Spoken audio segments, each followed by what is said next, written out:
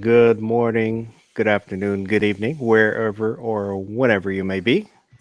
This is the overnight. I am DM Foss, and joining me tonight is Baron. How you doing, Baron? Doing amazing tonight. That's good. And Cowgirl Candace, how you doing?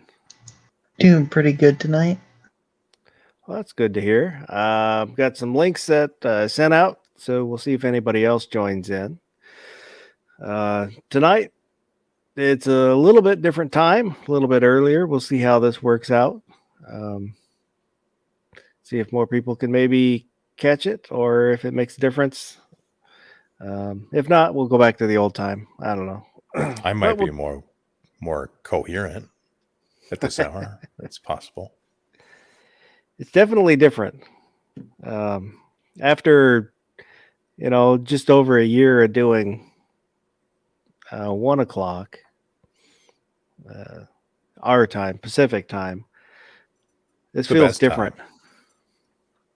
11 o'clock Pacific feels a little different, but we'll see how it goes. And tonight it was bring your topic to work day. So everybody has to come with a topic, and we'll talk about whatever topics people bring.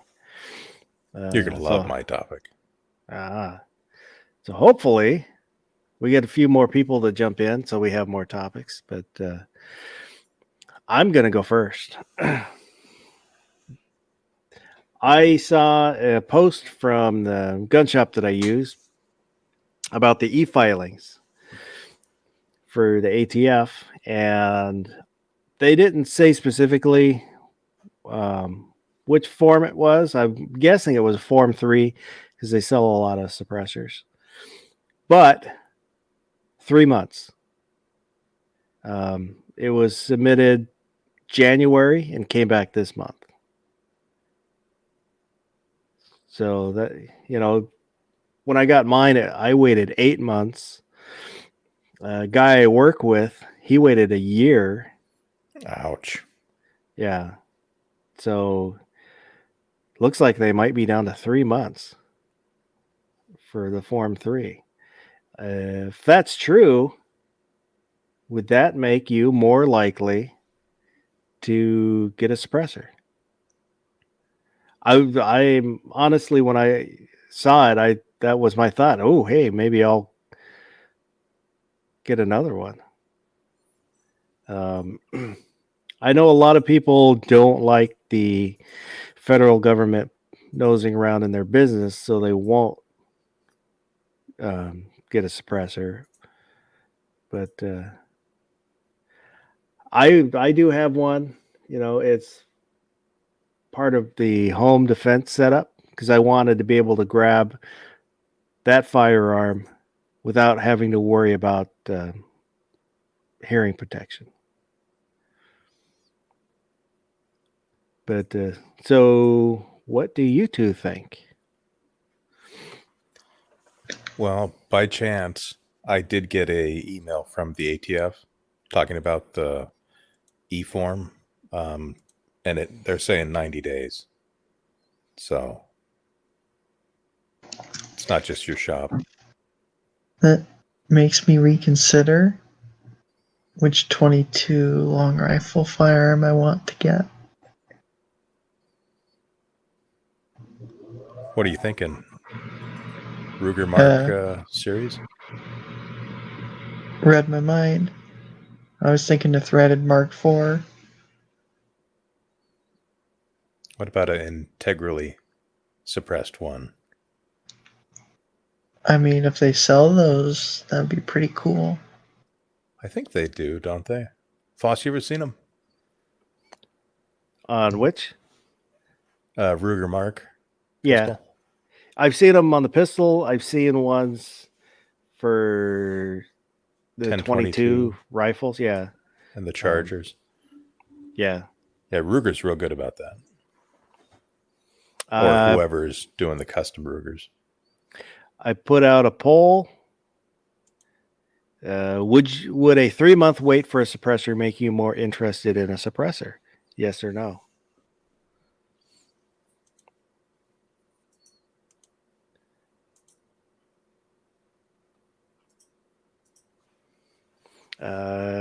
Well, let me, Sergeant, we'll say hi to Sergeant Joe Smith, Gunmetal Guy USA, Burnaby Sanchez, and PNW Woods was out there.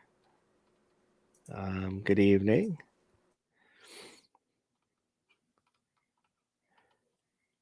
Yeah, the shorter wait really got me thinking about getting another one. The one I got has a quick disconnect because I wanted to be able to transfer it from firearm to firearm with basically just a twist. Yeah. But the company that made them went out of business. So the quick disconnects that you can find are like double, triple the price, and I'm not willing to pay for it. Gun-toting pacifist. Oops. Oh, yes, Yeah, it might be worth selling the one you have with the quick disconnect and then buying a new one. Is that what you're thinking? I don't know. I was thinking just getting another brand, like what is it, Rugged Air? It's real popular. Dead Air. There's Dead Air and then Rugged something or other.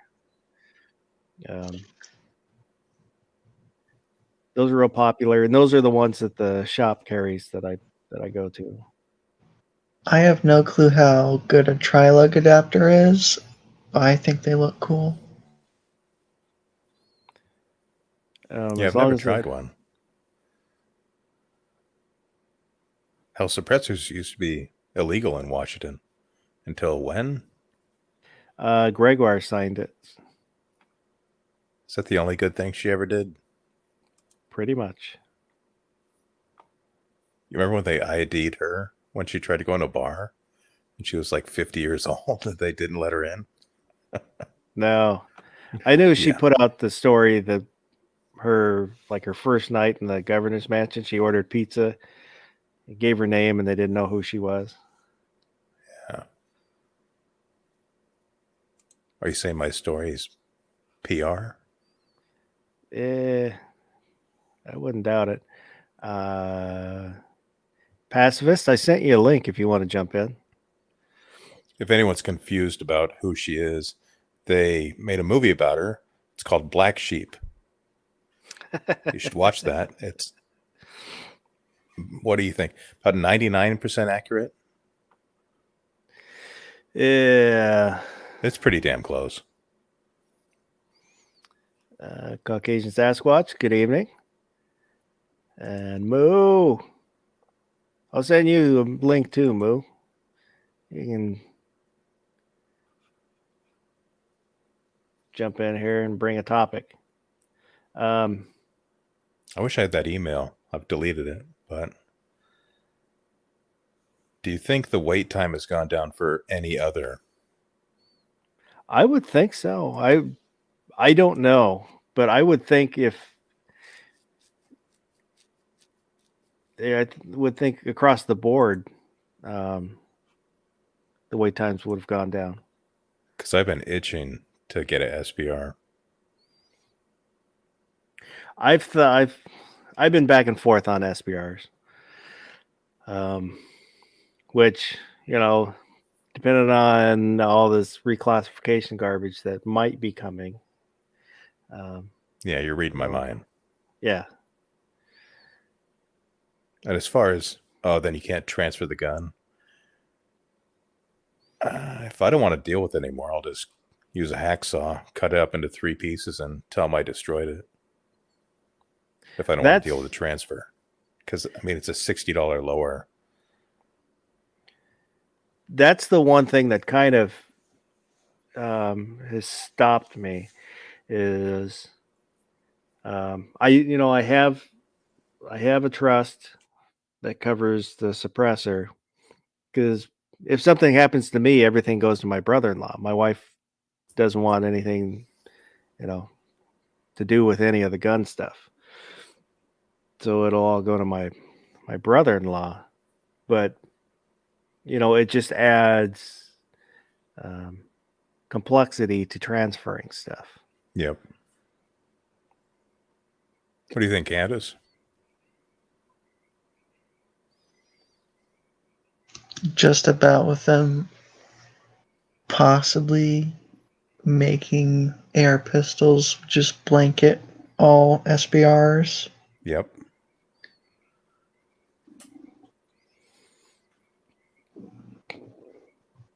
I can see them doing it, honestly.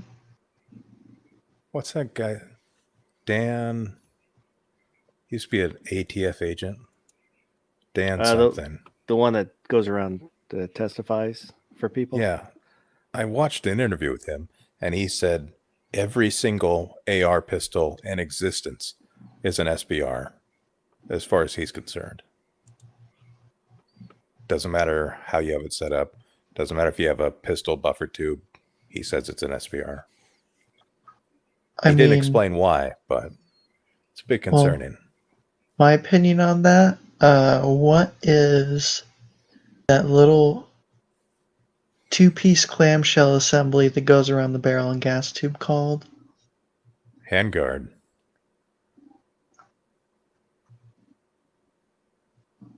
Which indicates you were putting a second hand on it. That's what it's intended for. I could very well see them using that to say, hey, this was not designed to be fired with one hand. Look, there's a handle here. That's kind of where constructive intent comes in. The really broad. And that's everything that the ATF says is it's one of the big things they complain about is narrow rulings, because they want to be able to apply their rules as broadly as possible. And that's what, in my opinion, constructive intent, it gives them way too much power. That's where you get a coat hanger is a machine gun. Shoestring is a machine gun too. Yeah. What if they're on my shoes though? Is it only after I take them off? just be clear. I'm not advocating the ATF reclassify everything as a SPR. I'm just saying it seems like they're wanting to do that. Yeah, and it's I don't know. It's going to be interesting what happens in the near future. Yeah, we should know by the end of the year what's going on. Because they published it in the register for this year. So,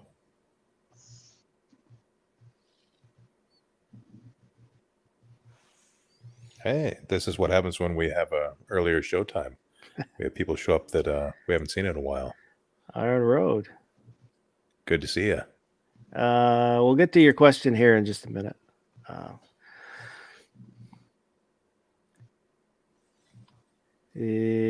Sergeant Joe Smith was asking about can you still get suppressor's title to LLC? There was a change, and I don't remember exactly what it is that had to do with that. Because there was a change kind of recently that had to do with the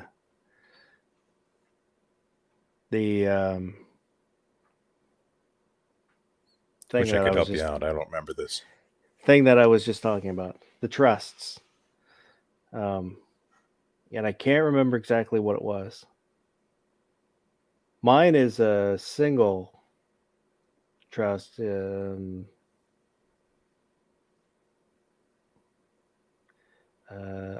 did that just because I only had the one item, which I kind of wish I hadn't done that. Because if I get another something else, then I'll have to get another trust. The one I did is the single shot trust through Silencer Co. And it allows me to add people to it. So my brother-in-law's on it, so he can use my suppressor. He a gun guy? Yeah, he is. He's I'm not sure if he retired, if he went all the way to retirement, but he was Army.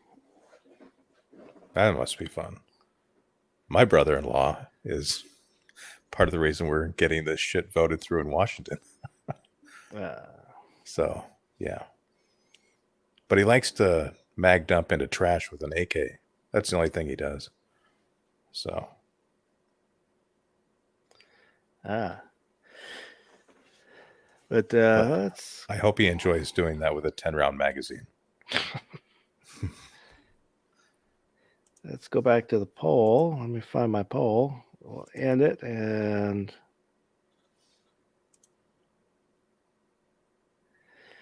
so as soon as it pops up,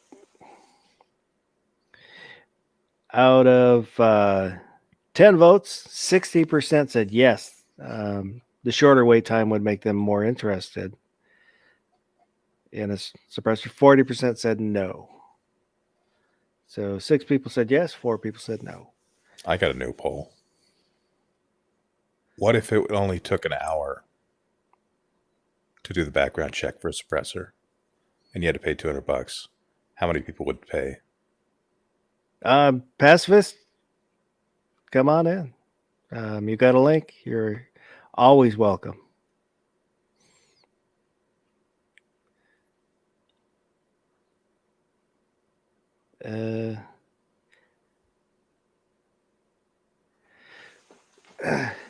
I think that would make me extra more interested. I would have so many NFA items. Every time I go to the gun shop, I would buy an NFA item. Yeah. I mean, I'm on. Problem. When I did mine, I figured the FBI has already looked into me. I'm the federal government knows who I am. They have a file. DOD knows who I am. So, Yeah, I'm getting emails from the ATF. So yeah, pretty sure they know me. And they're wicked fun. Suppressors are awesome. They're- Have I told you about what I'd like to do with the suppressor? I don't know. I I don't don't remember. think so. I would like to get one of those Henry X model rifles in 4570. Throw a suppressor and either night vision or thermal scope on it. There was something similar to that.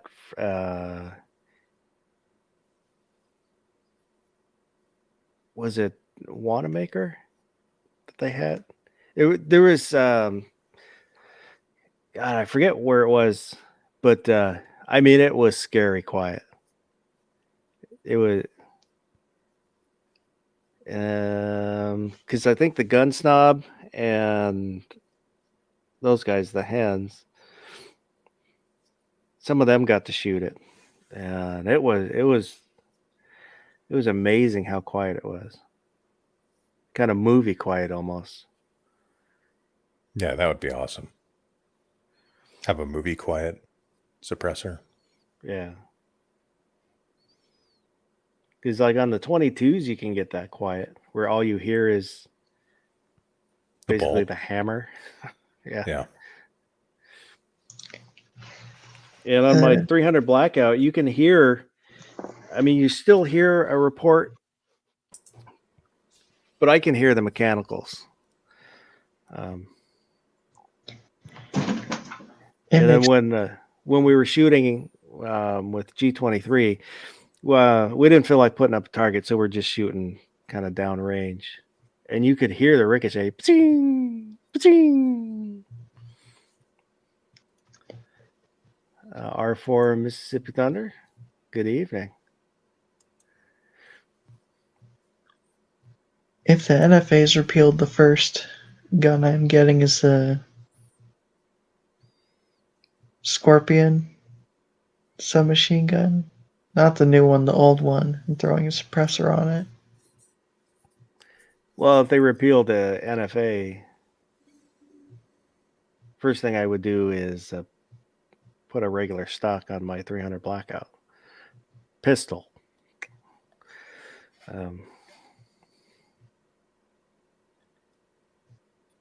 There was a bill proposed, but I don't think it really made it past being proposed. Yeah, I don't feel like that'd go anywhere. So let's say if they repealed the NFA, but Washington gun laws still stood, I couldn't do what I want to do. So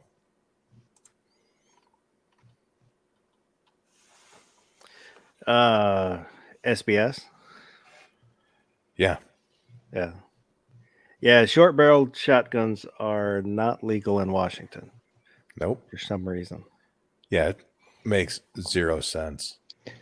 Our short-barreled muzzle-loading shotguns, are those banned too? No, you can have those, They don't count. but they're expensive as hell. They are very expensive. That's Unless the you whole. get one from Home Depot, then they're not expensive. Yeah. I was tempted to just buy a double barrel shotgun and put in some 209 primer adapters and then weld those in and cut the barrel off and make it a muzzle loader. Yeah, Sergeant Joe Smith is saying he's worried if he buys a suppressor, the FBI agents will try and convince him to kidnap Governor Whitmer. Those guys got off. They were cleared of the charges. Basically because they were baited into doing it. But That's good news. so let's go back up to Iron Road was asking the debacle surrounding the M&P not going fully in the battery. He just tested 2, and they both do it within 2/8, 3/8 of an inch out of battery. What should he do?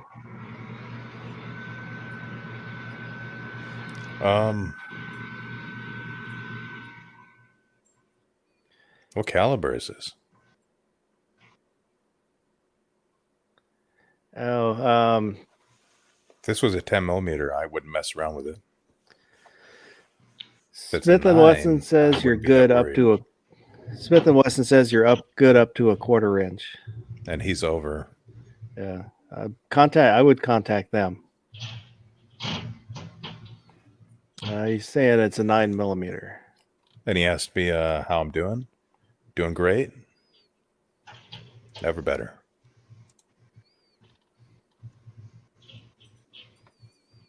But yeah, give them a call or email them and Smith and Wesson and see what they have to say about it. Yeah, in case people missed it, the last overnight we did on Russia, I was up for 51 hours when we started the show. That was rough. You made it through it. I did. You did. And I only threatened nuclear war once.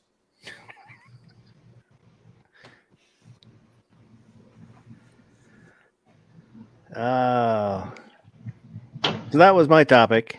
Who wants to go next? Shit, I forgot my topic. So Candace? Oh, I wanted to talk about cap and ball revolvers. I'm going to write it down so I don't forget. Go ahead.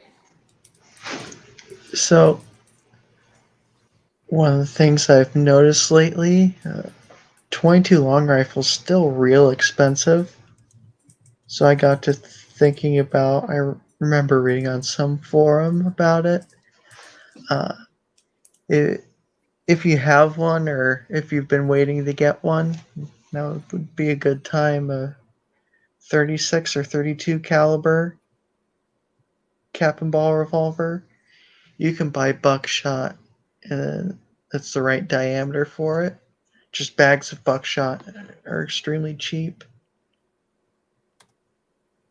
I like that idea. You can get those revolvers for like $150, well, 150 and up. 150 cheap. is a little low For like cap and the ball. brass frame cheapo ones. The brass frame cheapo ones I've seen. Oh, did they jump up? They were definitely higher than that when I was looking. They're around 200 to 250. Okay. The ones I was looking at anyway. Maybe the really cheap ones go lower. So I put out another poll. Do you own a black powder firearm? Sadly, not anymore. I think I own 3 of them. Is it bad when you forget how many guns you own?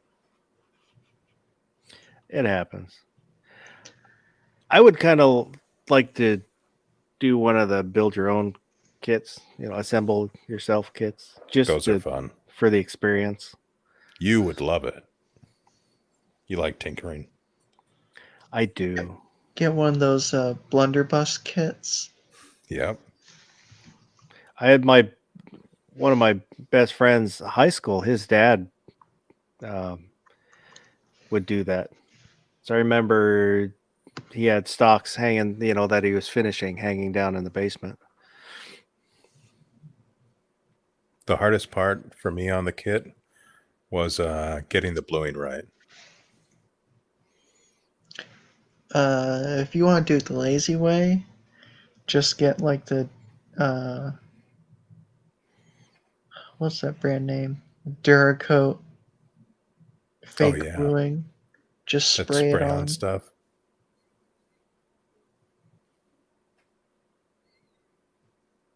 That stuff's pretty cool.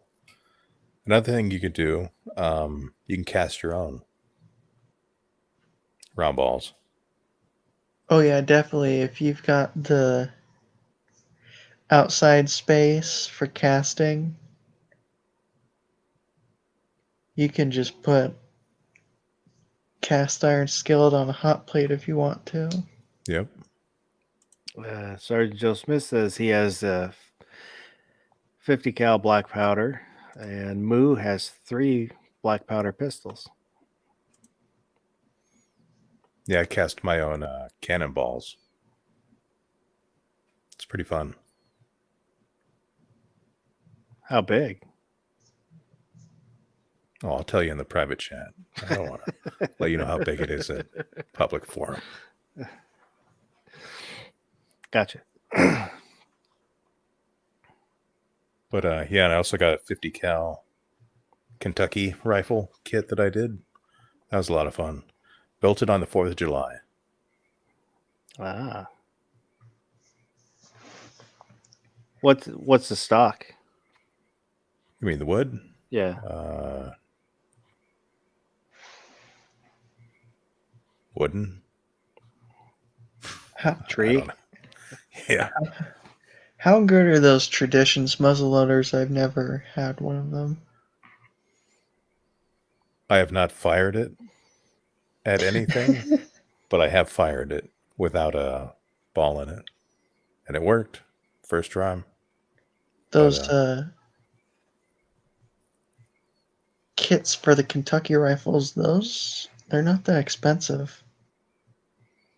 the one caveat is it's like 20 or 30 bucks more to get the finished one. So if you're not good at woodworking or building stuff, and the instructions suck big time. Oh yeah, Just- the kits are not worth the $20 less unless you enjoy woodworking and Yeah. building a black powder rifle. I definitely would have done better if I had better instructions. I made a few mistakes, but I don't know. When I start out on a project, I'll be super detailed and take a long time doing each little thing, and then eventually I'll reach a point where I feel it's taking too much time, and then I start cutting corners. yep, that's what happened to me. Hey, if you buy one, I can give you a few tips on what to avoid. Do you have to so the barrel's not blued? Nope, it's in the raw or Uh, in the white. yeah, there's gunsmith that I went and saw for my Grendel, the barrel with the loose barrel extension. Oh yeah, I remember that. Pretty cool guy. Got, basically was there for like an hour, and we just shot the shit. And he showed me some of his guns. But he does bluing. He said he'll fire it up in the summer, and then do a whole bunch of bluing. So I'd probably take it to him and have him do it. Yeah, that would be the way to do it. I I did wanna- it over a bathroom sink. I want a brown vest just so I can say I have a 75 caliber rifle. They're not that expensive. That website I shared last year. God, what was that called? But they were like $600 for a brown bass. Oh, the one you sent me, that one. Yeah, and all you have to do is drill the vent hole. The And you're done. 80%. Yeah, it's an 80% black Muskets. powder. I find it kind of amusing that like you can have those shipped to your front door in the UK and stuff. Yeah, Just because need they're your one hole to make it operational. surprised they haven't come up with a better name. Are those ghost black powder guns now? Spectre guns. Spectre guns, yeah.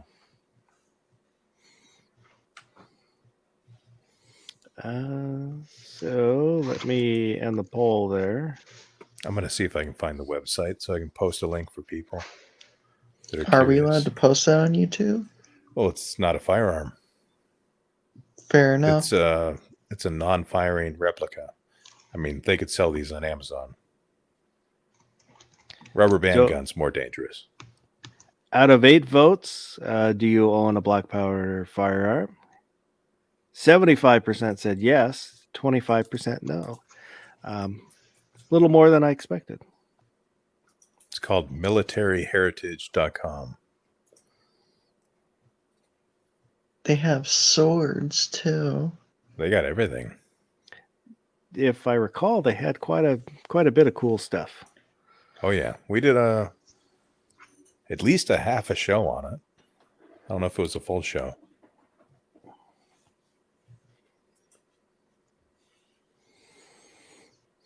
I don't remember.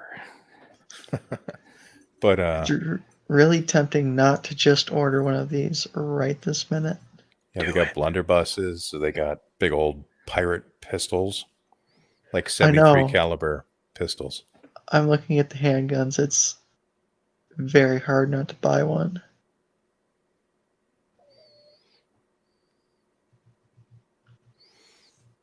Moose says he has a rubber band pistol.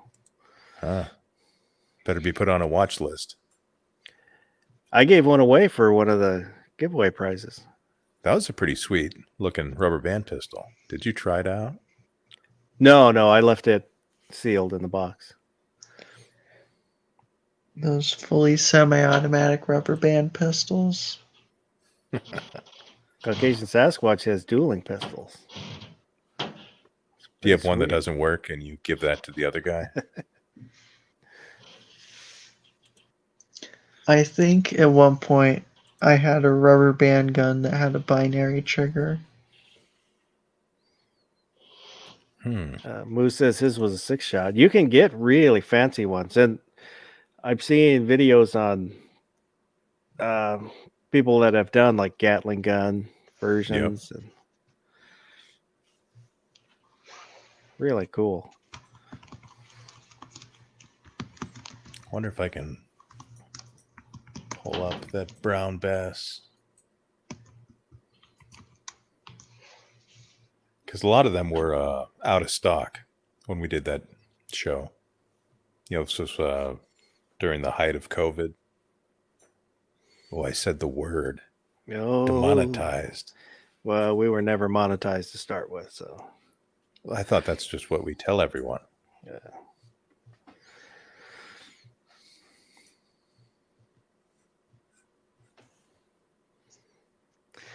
Kind of the one thing that has kept me from getting a black powder is a little nervous about the upkeep on them. You know, The rust. yeah. After you're done shooting it, get out the garden hose, the swab, Yep. fill it up with water, put some Dawn dish soap in it, swab it, run the hose through it again. Just do that till you stop seeing black. And then coat it in oil when you're done. See, what I did is I never cleaned mine until the bore rusted and got a bullet stuck and sold it. In my defense, the bore was already rusted when I was sold it. I have good news for everyone. Just posted the link. You can buy a third model brown bass. It's in stock right now, ready to ship for $549. You can screen share that. I can, but I'm not going to. Okay.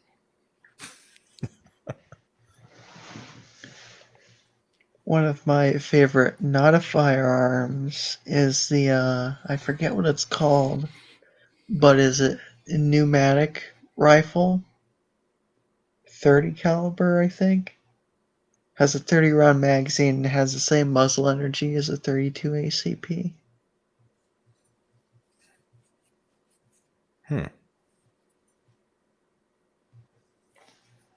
How much muzzle energy does a 32 ACP have?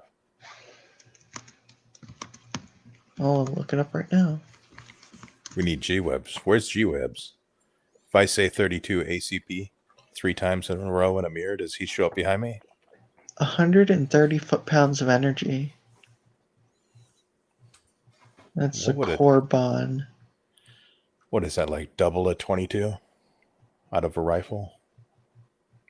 Yeah, so it ranges from 120-ish to 170 plus, depending on the load.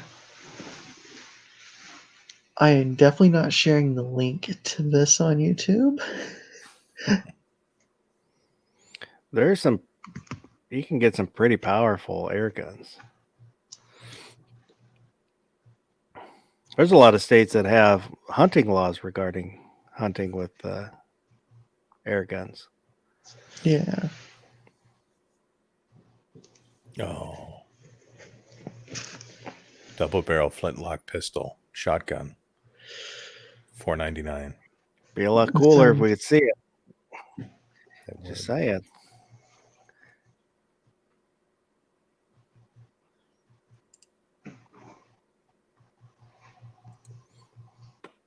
Well, I'll see if I can pull it up.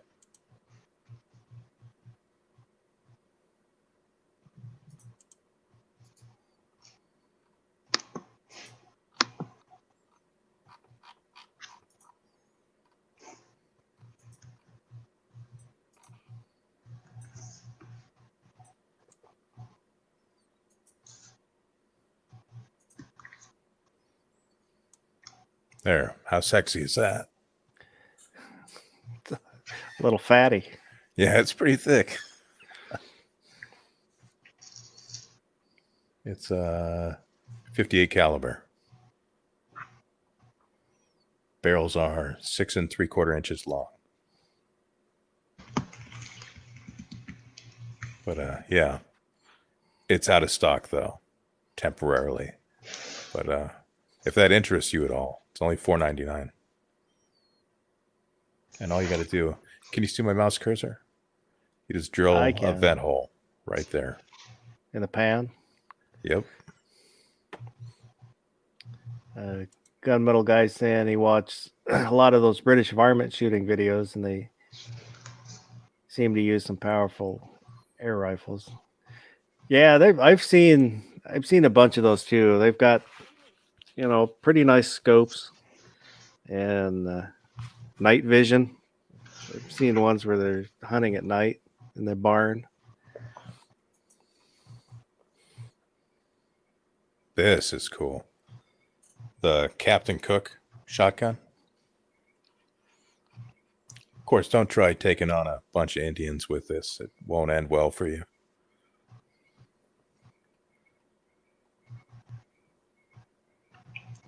Used it at the Alamo. It's only $6.79.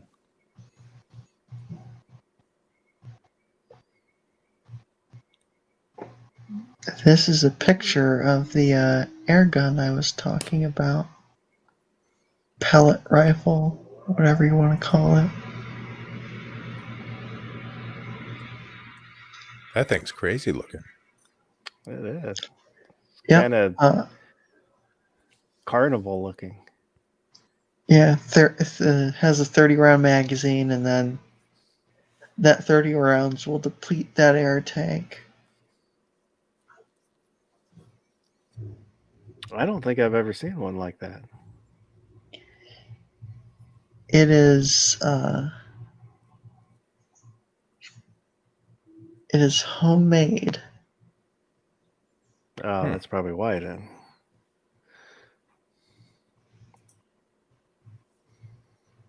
I remember junior high school-ish, I think.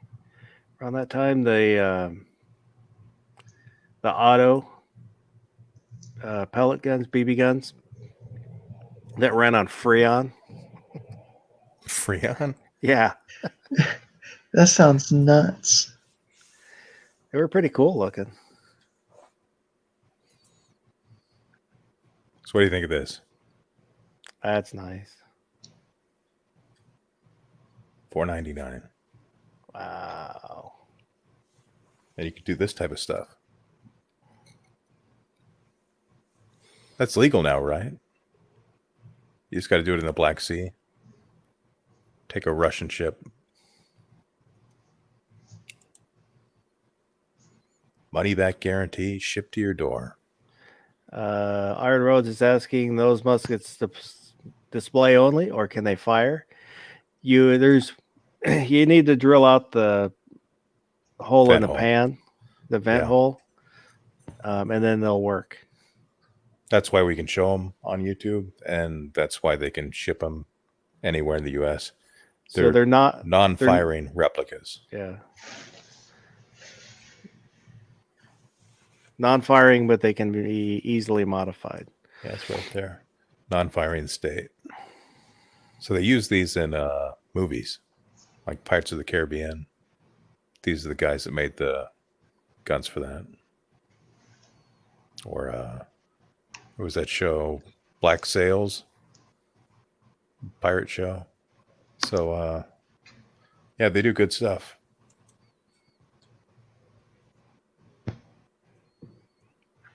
Gunmetal And as guys. you can see, they got quite the selection. Gunmetal guy says he'd love to have a cased set of dueling, historical, accurate pistols.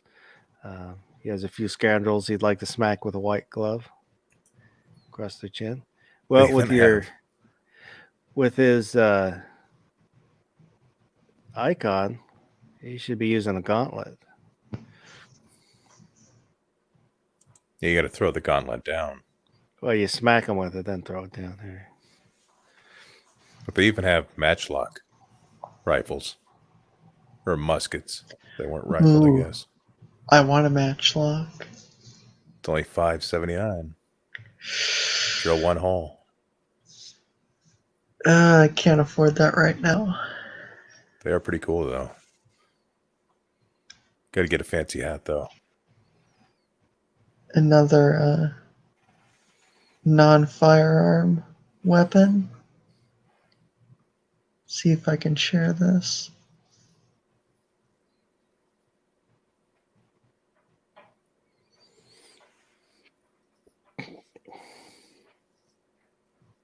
Yeah, so there's the shows they made it for.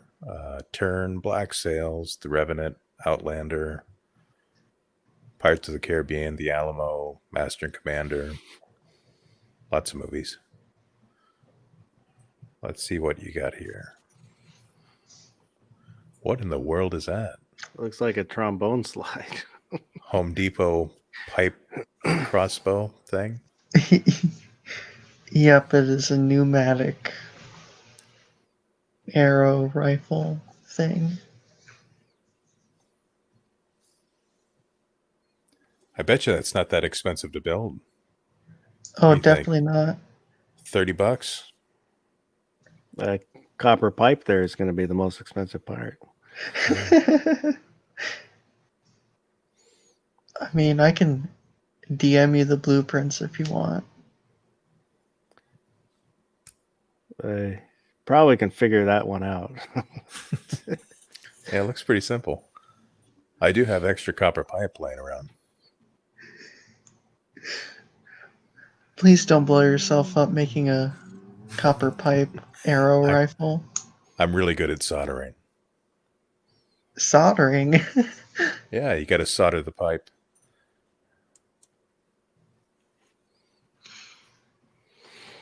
If you just fit the copper pipe together, it's not airtight. Yeah. Ooh, you see what they got here? Anyone want a fancy helmet? Look at that. It's only $1,000. It's gold plated. Who the hell is buying this? Oh, I'd rather have a 70s Battlestar Galactica Viper helmet. I guess people really into the Napoleonic Wars. If we ever have a French Revolution, I guess you buy one of these, right?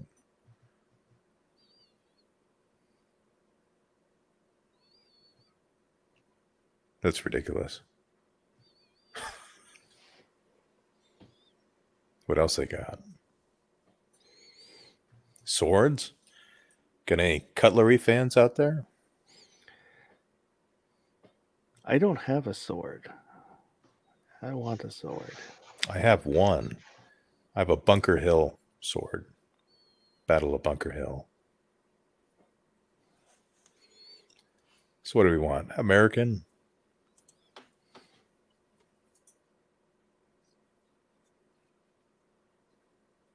War of 1812.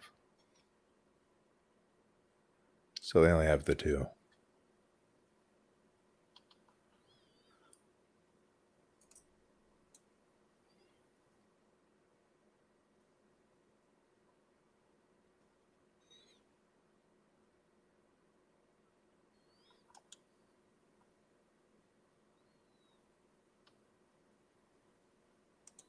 That looks like a fun time, doesn't it? What would you rather have? A bayonet on a rifle that you've already shot, or a sword? Probably I feel like I sword. can grab the rifle. Right? Somebody tries to stab me with a rifle with a bayonet on it. I think I can grab the end of it and get out of the way. As opposed to a sword. Kind of hard to grab a sword. I would like one of these.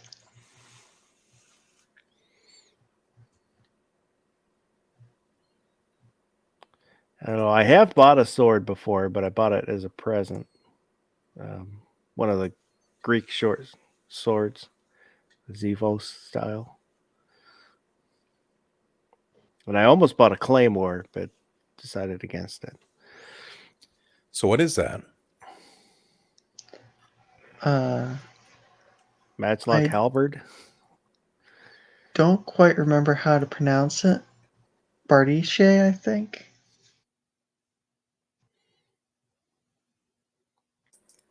Looks like it could do some serious damage. Yeah, that's a big axe. That's And he's got a also sword. monopod. He's got a sword also. Yep.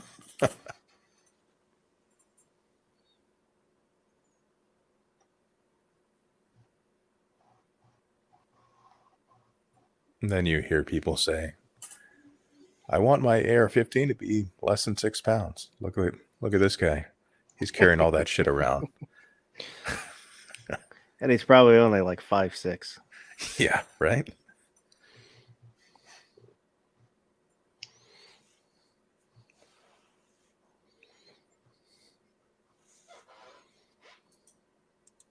Oops. Yes. Great minds think alike. We both clicked on it. Iron Road says I prefer a bayonet because after you've shot, it becomes a really long spear, so you can keep your distance.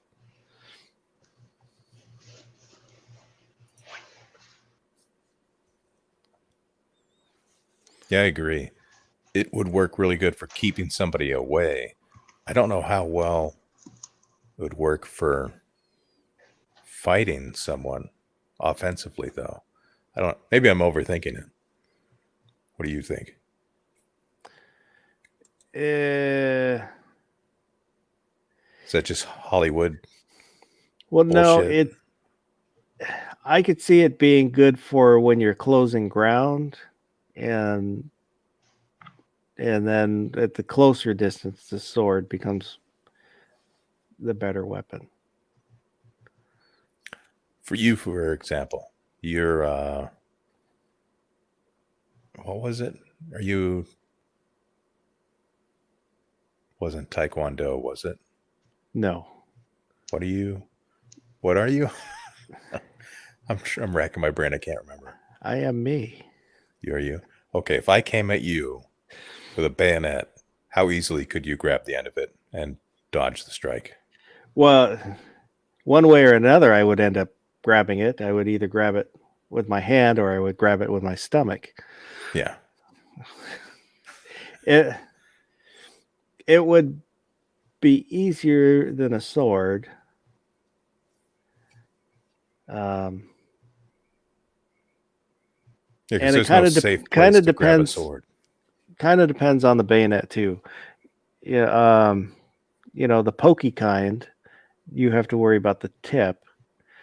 The more modern cutty kind, then you also have that cutting edge. Yeah, you could slash with it. Yeah. Um, it,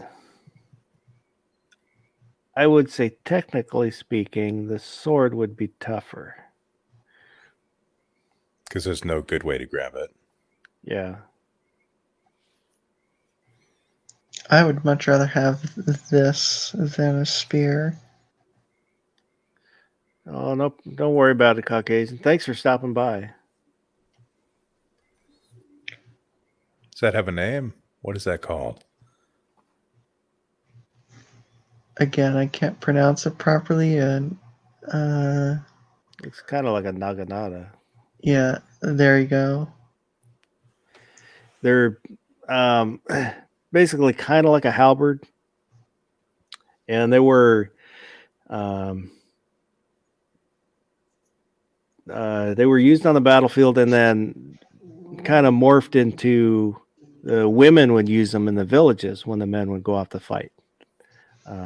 So that's what usually you'll see if you see a video of people using the naginatas. It's women, because that's what it came to be, is the home defense for when the men were away. And That's because it gives it's a multiplies their power. It's a long reach, and with that leverage, it gives a woman a lot of power.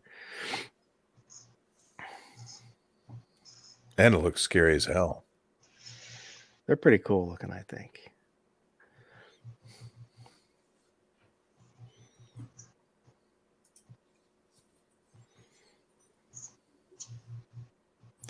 Yeah.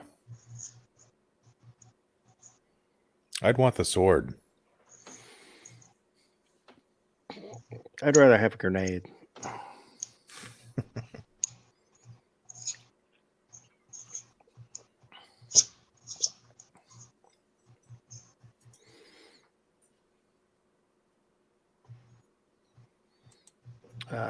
Sasquatch is saying, is a sword bayonet. I'd prefer to use it. If not, the barrel bayonet, I'll take it.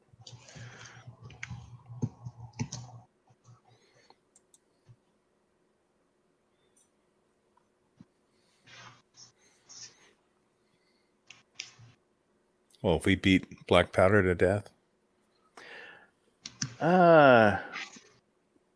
Probably not to death, but gave it a good lashing, I'll say. Candace, you got any final points you want to make? Nope. Okay. G-Webs is out there. I sent you a link, G-Webs, too, if you want to jump in. Bring a topic. He can go after me. My topic, which I wrote down so I wouldn't forget. 300 Blackout versus 762 by 39 right now. Is there any reason to buy a 762 by 39 gun over 300 Blackout with the state of ammo? AKs are cool. That's one reason. They're also expensive as hell right now. They are very expensive.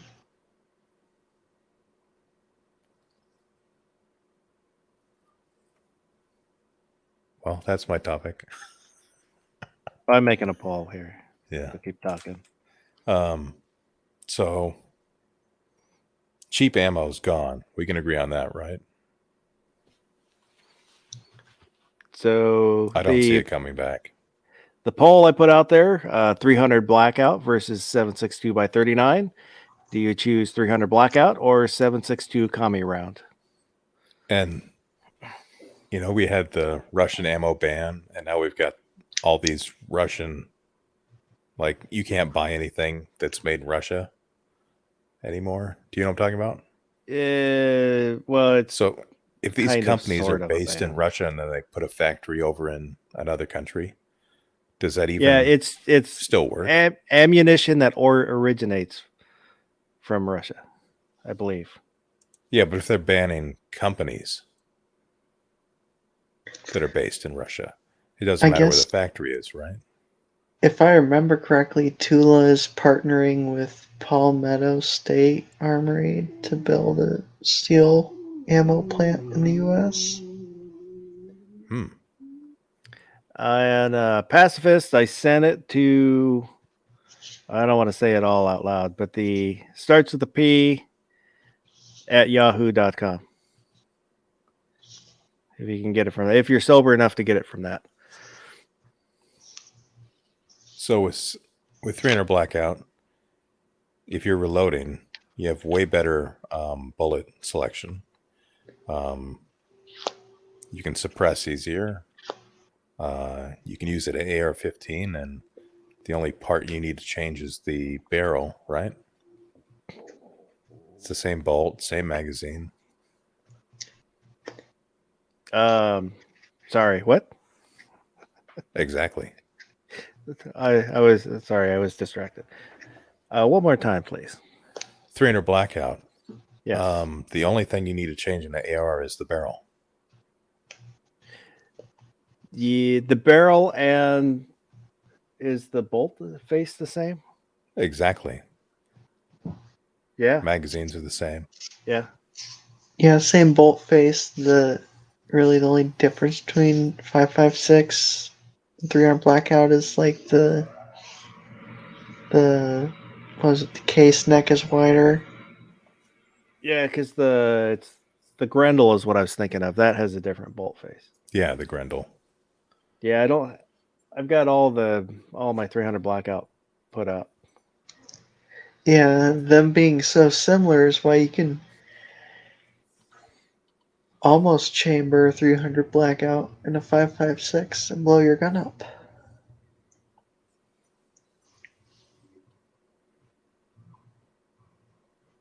You have good Yes. point.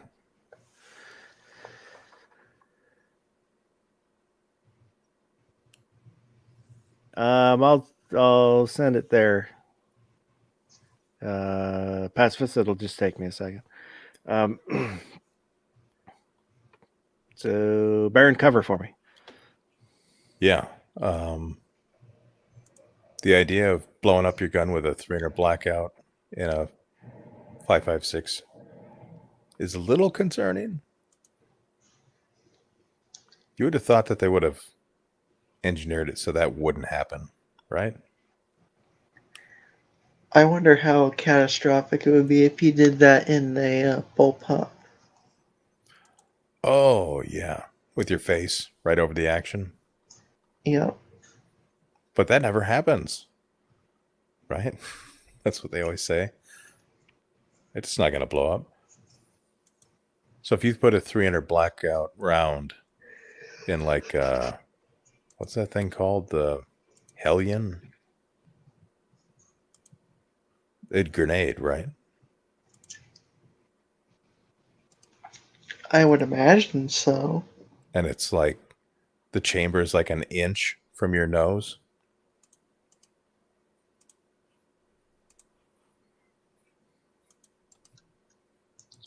What's overall length on that rifle like anyway? Isn't it kind of long for a bullpup? I thought it was like 26. I'm I probably might be wrong. confusing it with another gun. I can look it up. Honestly, I completely forgot about the Hellion. Yeah, I just seen a video by Military Arms Channel.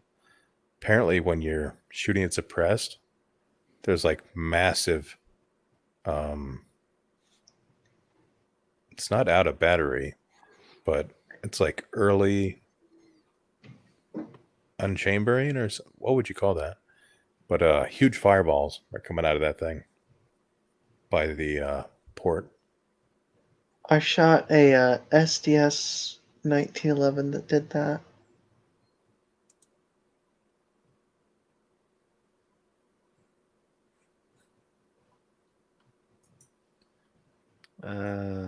Sasquatch is saying now I'd like a Grendel. I like my Grendel. I liked the idea of a Grendel until I tried to find ammo. Yeah. Yeah, with the import ban, Grendel ammo is. Ugh. It's 28 inches. It weighs 8 pounds. You know what that gun looks like to me? It looks like the Keltec KS7. Do they still make that? The KS7? Mm-hmm. No clue.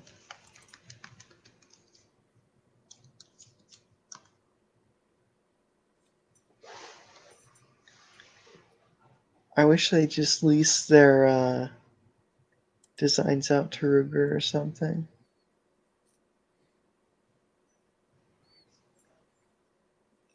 Yeah, does anyone own them yet? Like they're part of a group? Not Keltec? that I know of. They Well, we made need to their stop own. buying Keltec so somebody can buy them out. They right? made their own Micro 9. Who'd we? You'd want Ruger to own them? I think Ruger would be a good good fit. Ruger bought out Marlin, so we get to see how well they do soon. Yeah, from what I've seen, their new lever actions look pretty damn good. That's what the two companies.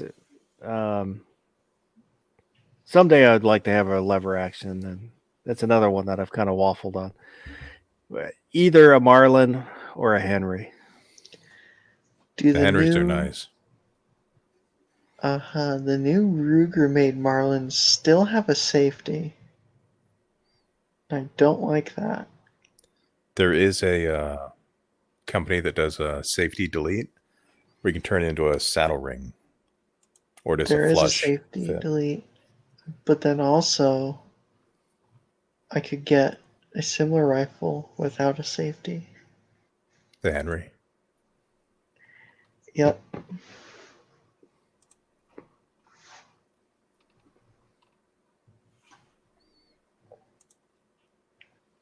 They used to make, Marlin used to make a thing called, what was it?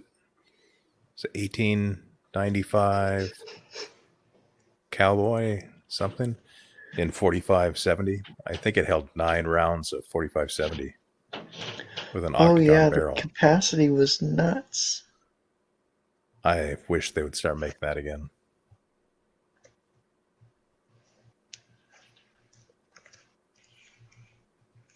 Oh yeah, Mini 14. You throw a 300 blackout round in that.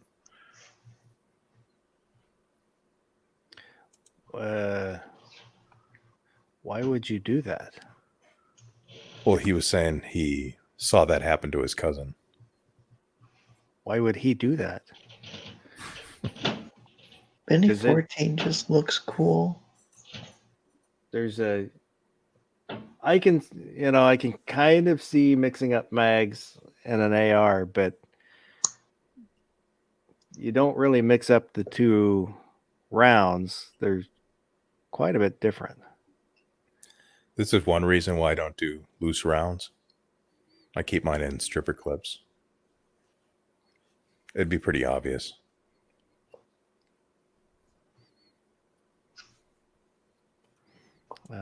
Caucasian Sasquatch says he has a Henry. What caliber is your Henry?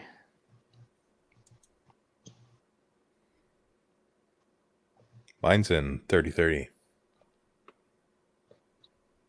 One thing I don't like about Henry, you go to their website, we were just looking this up, and you look at the capacity, you'll say 6. You assume that's the tube, right? No, that's 5 plus 1. Good night, Sasquatch. Thanks for hanging out. Adios. Don't you feel Vámonos, that's a muchachos. little misleading, though, when they say 6? Like when you buy a 1911, it's got an 8-round magazine. They don't say the capacity is 9. I guess Uberti now sells an 1873 revolver in 9mm. What? It comes with a 357 Magnum and a 9mm cylinder. Is this for people that live in some Eastern European country that doesn't allow semi-autos or something? It's for people that want to shoot a single action army, but also want to shoot 9mm. If you think about it, it doesn't need moon clips because you have the ejector. Yeah, you have a point.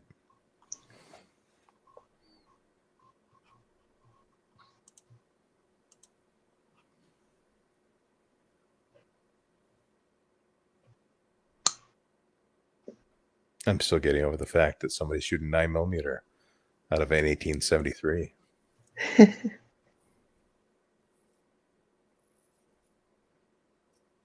What do you think? 45 long Colt or nothing?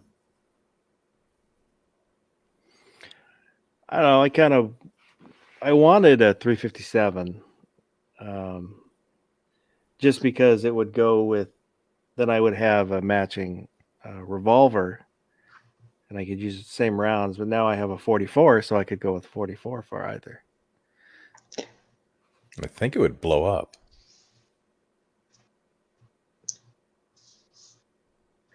An 1873 and 44 mag. Well, I just meant a lever, Oh, and a lever. Yeah. not a specific model. Have you shown your Blackhawk on stream before? I know you've done it after the shows are over. And apparently there's no more YouTube nuking your live stream when you're holding a gun. I've held up guns in other people's chats. Yeah. They weren't taken down. I can give me a minute and I'll grab it, Harry. Keep talking. I did find a current 4570 lever action rifle. It holds 8+1. That's good. Is the Uberti 1886 Sporting. Ooh. The starting price is over $2,000. Of course. Of course it is.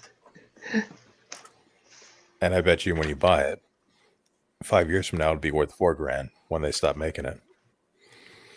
Maybe. Ooh. That's my Look at Blackhawk. that. Yeah, 44 Magnum. I think we need to make that full screen. Gonna make sure that I get in trouble.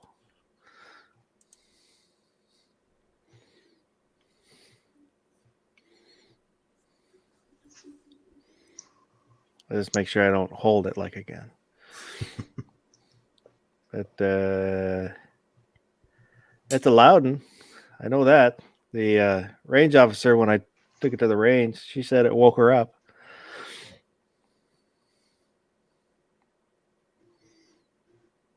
And you were talking to me about customizing it, maybe. Well, that's and that Pipe dream. wonderful sound.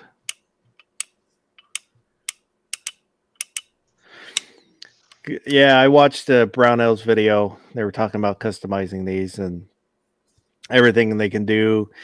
This is a standard.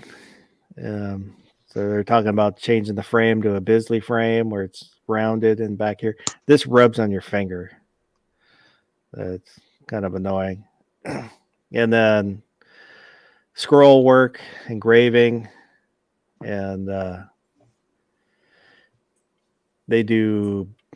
they have a process they can do bluing on the stainless, all kinds of neat stuff. And it's not quite as expensive as you might think, but still kind of expensive. This is I think it is the 7.5.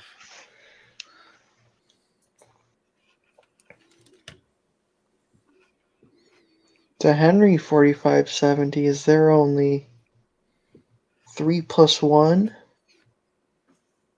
What? It's only 3+1? Yeah. It's, What the hell? How's that even possible? What is it, a mare's leg? It says 4 rounds, so I don't know if that's 4+1 or 3+1. The way they do it, it's 3+1. Yep, their full size 4570 is 3 That's plus 1 then. that's crazy. It's kind of disappointing. So I ended the poll. 8 votes. 62% said 300 blackout. 37% said 762 Kami round.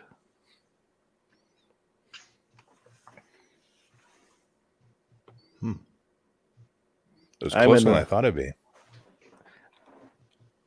If I I'm in hadn't have voted, it the. would have been tie. Yeah, I thought it would be a little closer, but I'm in the 300 blackout camp. I guess the real answer is to have a gun in both, right?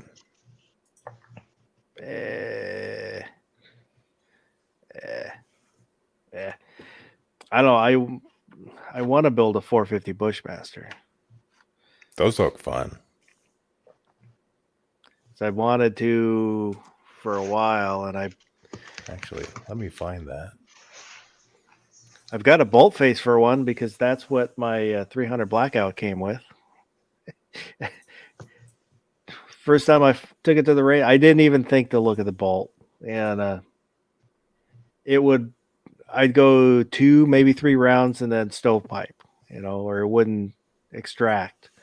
And got home, disassembled it, got looking at everything, and then realized that they put in a 450 Bushmaster bolt.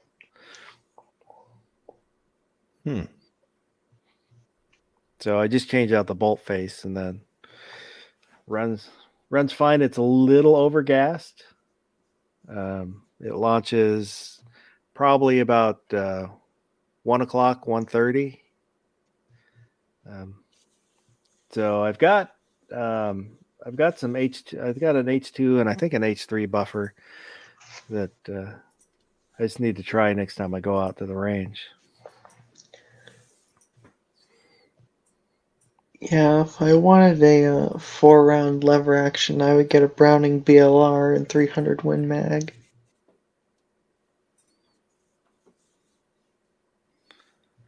That's a lot of power. Even I get a friend that he hunts with 300 short, and he said they disemboweled a deer with 300 short. Yeah, I've shot 300 Win Mag before. Actually, I have had a scope hit me in the orbital bone from a 300 Win Mag. That was not a fun experience. So what are our thoughts on this? This is a 450 Bushmaster.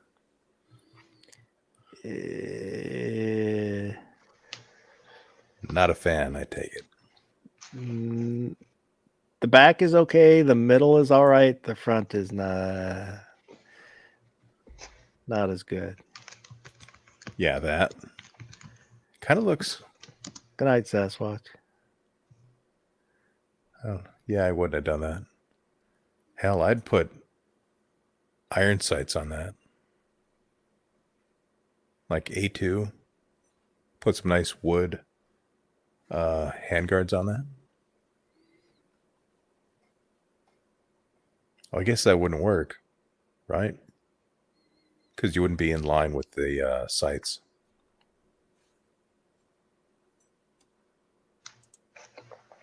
Hey, Pacifist. You mentioned. Hey, good evening. How's it going? Oh, it's going all right. Good to have you. I'm glad You to be mentioned here. 450 Bushmaster, so I had to pull this up.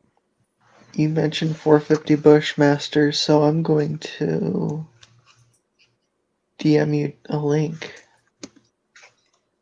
This is my favorite 450 Bushmaster ammo. It is a 395 grain subsonic.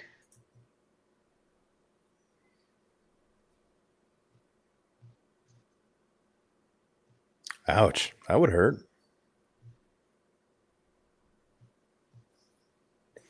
Iron Road has to go to bed.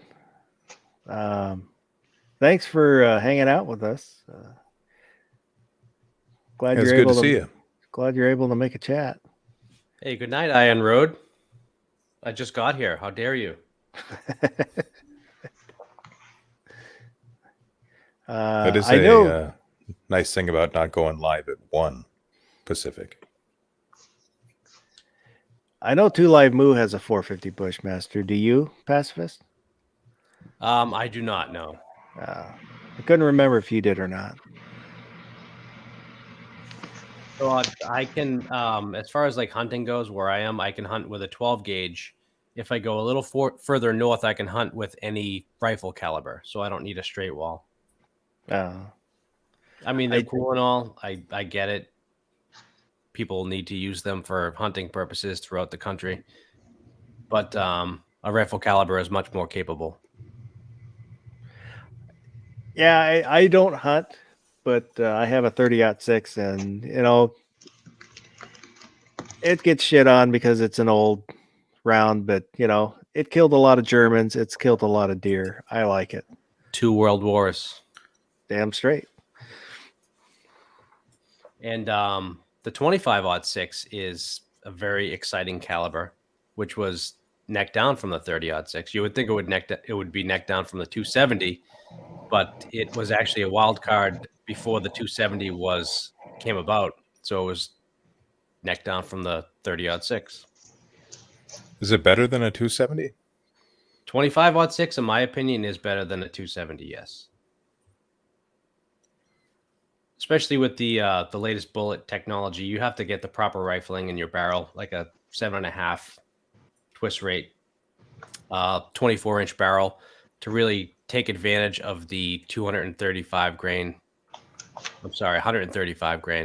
bullet weights, the longer and heavier bullet weights. Or is it a barrel burner?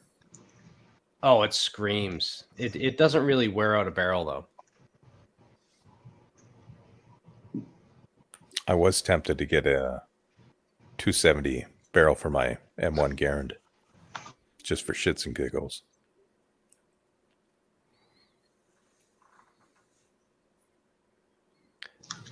Speaking of lever actions in 30-06, the Winchester Model 1895 is one of my favorite 30-06 rifles.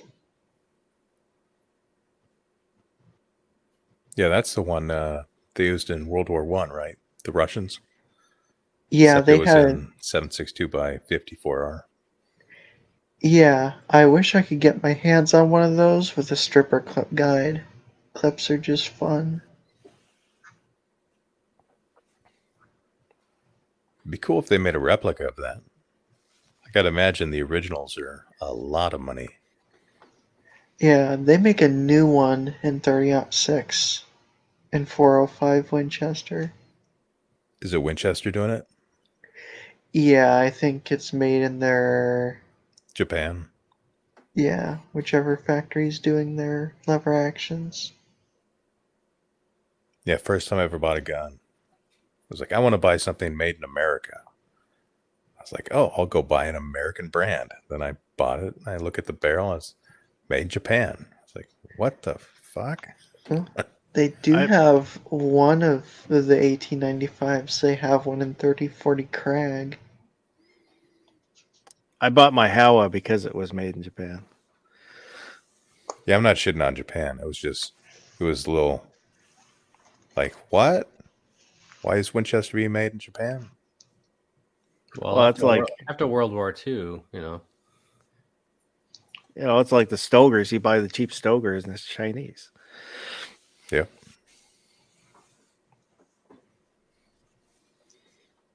Live and learn.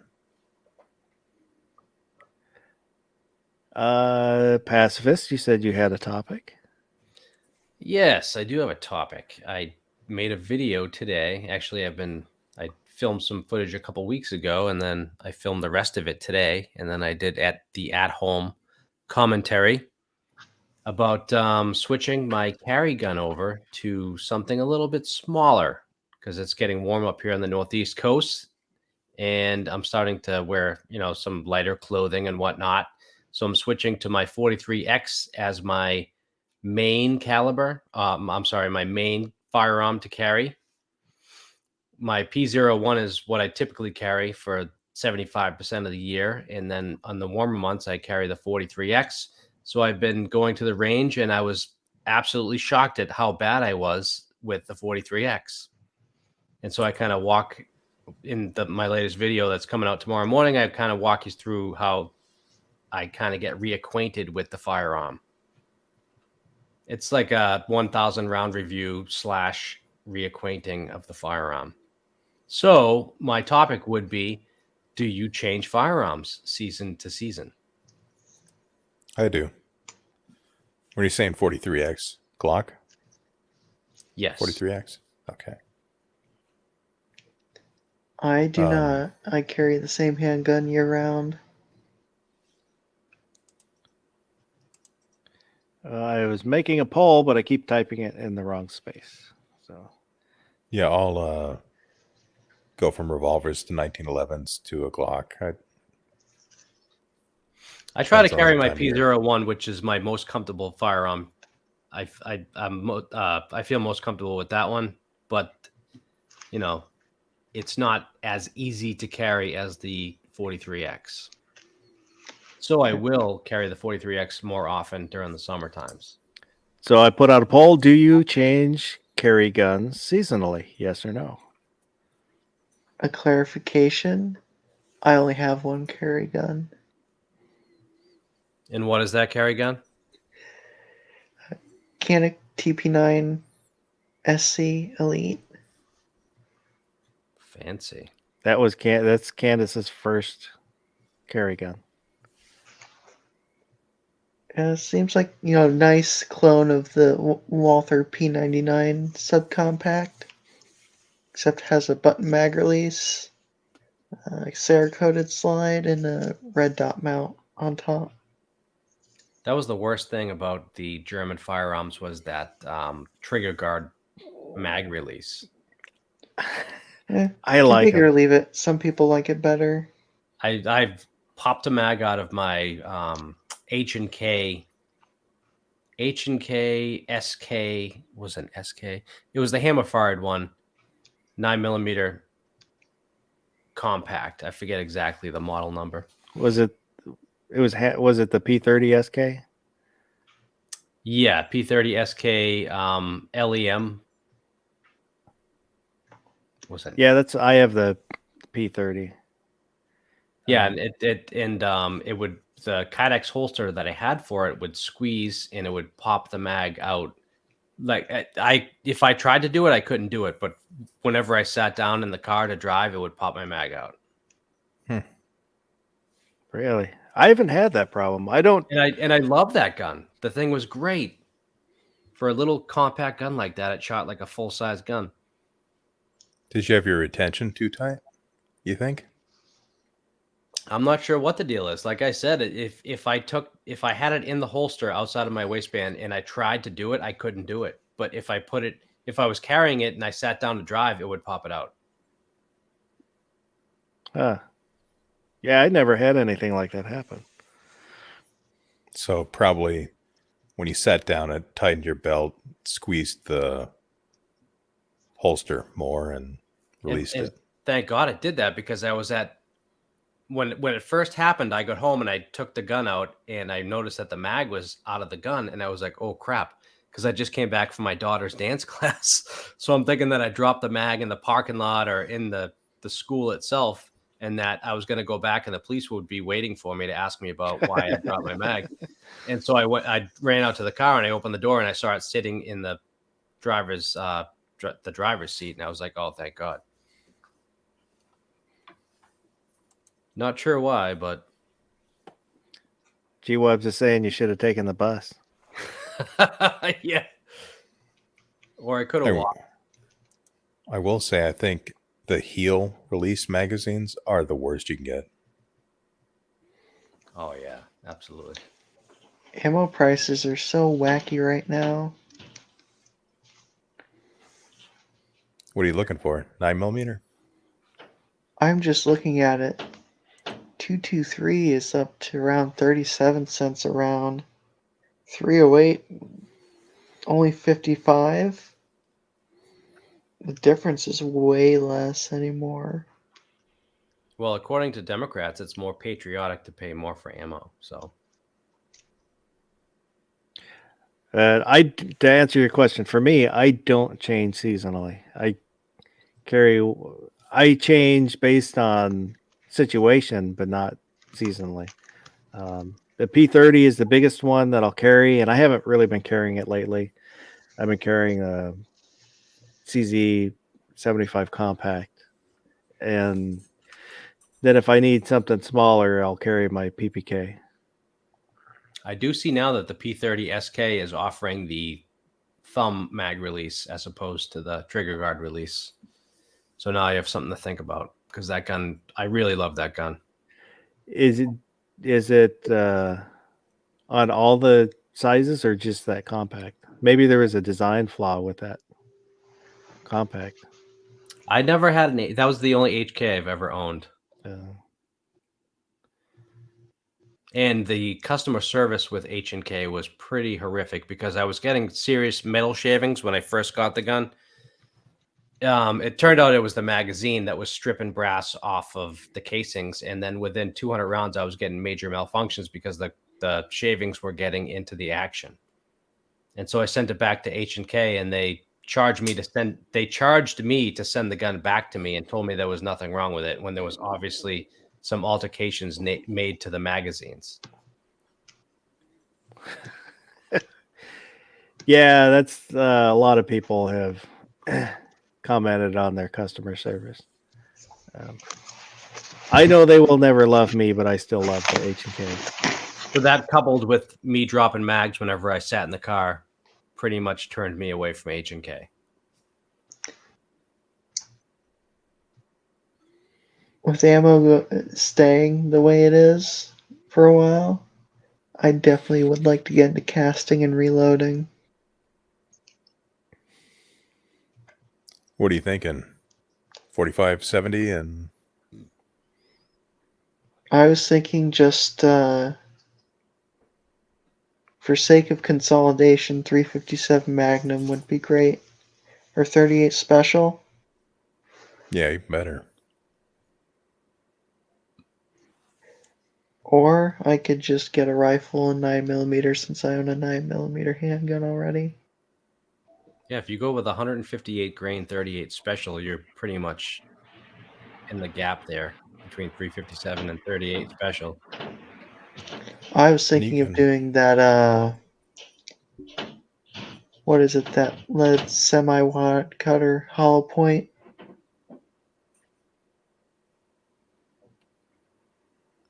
You can load that with black powder. You can. However, I would rather not clean that. Because finding smokeless powder might be harder than finding ammo right now. Could be too. So yeah. Worst comes to worst, you can still load and shoot. Just make sure you get the garden hose out after. Well, that's the good thing about that caliber is it gives you options. And you can make your own black powder, right? Buy that off Amazon. Just mix it up. Try not to blow yourself up. Yep. Or you can refine the chemicals yourself, I guess. Yeah, I think the hardest part would be the charcoal. Supposedly, willow tree limbs make the best.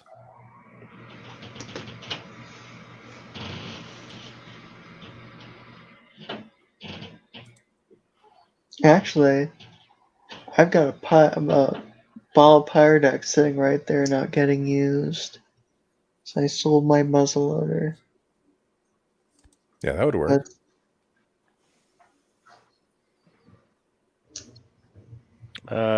So I went ahead and ended the poll. Do you change your carry guns seasonally? 60% said yes, 40% said no. So pretty close. After Yeah, I for me, had-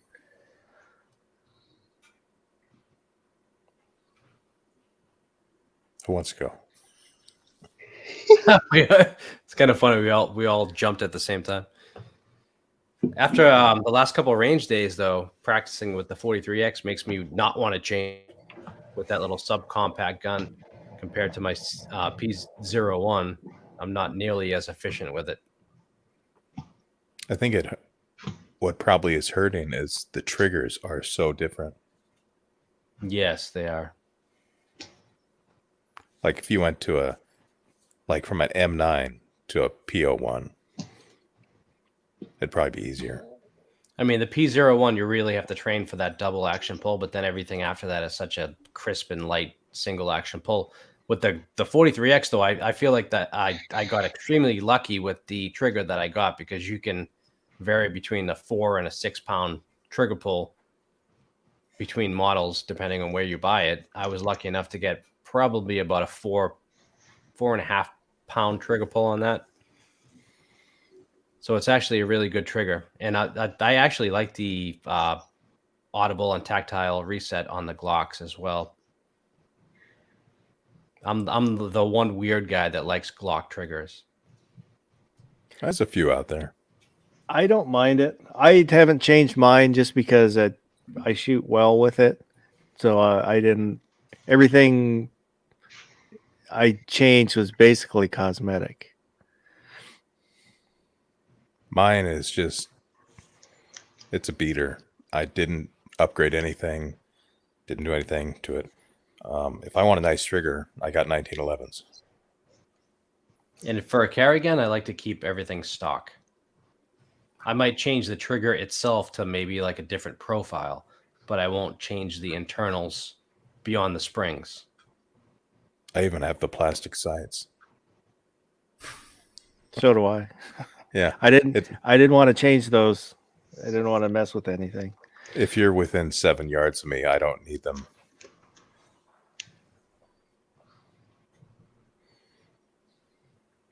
That's another thing I talk about in my video is reflex shooting. How you can really surprise yourself how accurate you can be just by firing from instinct. Oh, yeah.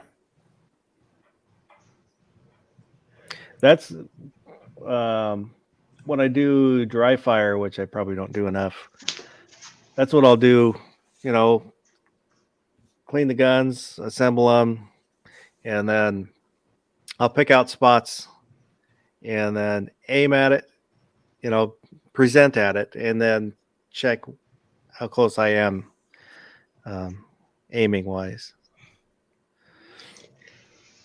Yeah, I think I found the winter carry gun that I'd like. It's a new model Super Blackhawk in 454 Casull. Ooh, yeah, buddy. There you go. Hey, since we're showing 44 Magnum Super Blackhawks, should I turn my camera on? Sure. Are you wearing clothes? No, but I have a Super Blackhawk. Show us. 44 Magnum. Show us what you got. All right, I'm gonna put myself on pause so I can put some clothes on. I'll be right back. All right.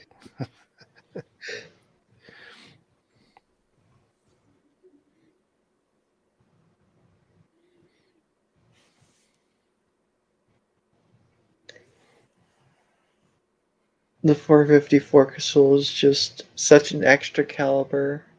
I find it amusing. What length barrel? It is a 4.62 inch barrel. I think on revolvers in general, about 4 inches are the best looking, balance wise. It looks pretty nice. I wonder why Smith & Wesson doesn't make any single actions. I think they might make one. That replica of the number 3, right? Oh, do they? The one that looks like a Schofield. I didn't know they made that. Movies.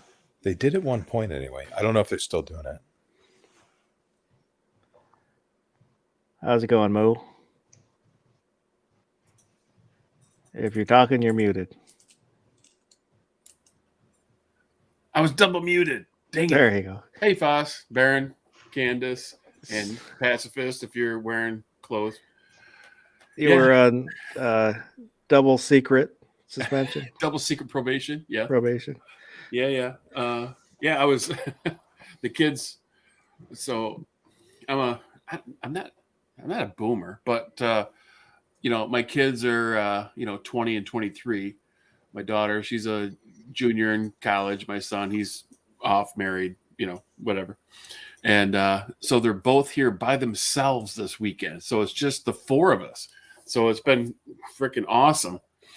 And the kids are like, "Hey, you gonna smoke that chicken?" I'm like, "Yeah." Well, my son's got to leave. He's got to go home tomorrow by noon. So I'm like, well, I better smoke it before he leaves tomorrow. So I just got done vacuum sealing up a bunch of chicken parts for the kids to take home with them tomorrow. So anyway, I've been listening. Good show so far. I got. Now I'm hungry. Damn it! Why'd you do that? Oh yeah, it was a 6-pound chicken, man. I spatchcocked it and smoked it on what was it? It's called competition wood chips on my Pit Boss, and I did have a couple pieces. It did turn out really good. But let's rewind a little bit. Black powder, yep, got it. 300 blackout, I'm a fan. Let's see, 44 Magnum, yep. Yeah, buddy. And I mean, if we're showing tell, I really like this one. Oh, Ooh, that's a wrist breaker. My unfluted less than 3-inch. I think it's 2 3/4. You know what? That unfluted look is really growing on me. At first it didn't for me, and I came across this thing with 3 sets of grips, and man, I love it. It's I like it. I actually sold my 4-inch 629 and kept this one because I have a chest rig for it, for fly fishing and what have you. I really like it. The recoil doesn't bother me. It doesn't bother me as bad as my my 340 PD and 357 Magnum. I'll tell you that right now. well, that's Is that what a my 5-shot or a 6? What's that? Is that a 5-shot or a 6? This 44 is a 6-shot. Nice. Yep. And I got the speed loaders, the 5-star speed loaders in my display. Everyone's turning their cameras on. I feel left out. yeah, my 360, 357. It's an air weight. Yep. It's on the Air brutal side. It's since I changed the grips, the Hogue grips, it's better. Mm-hmm. Because it used to be I couldn't shoot a box at 50 rounds. Right. No. Because it would start to hurt.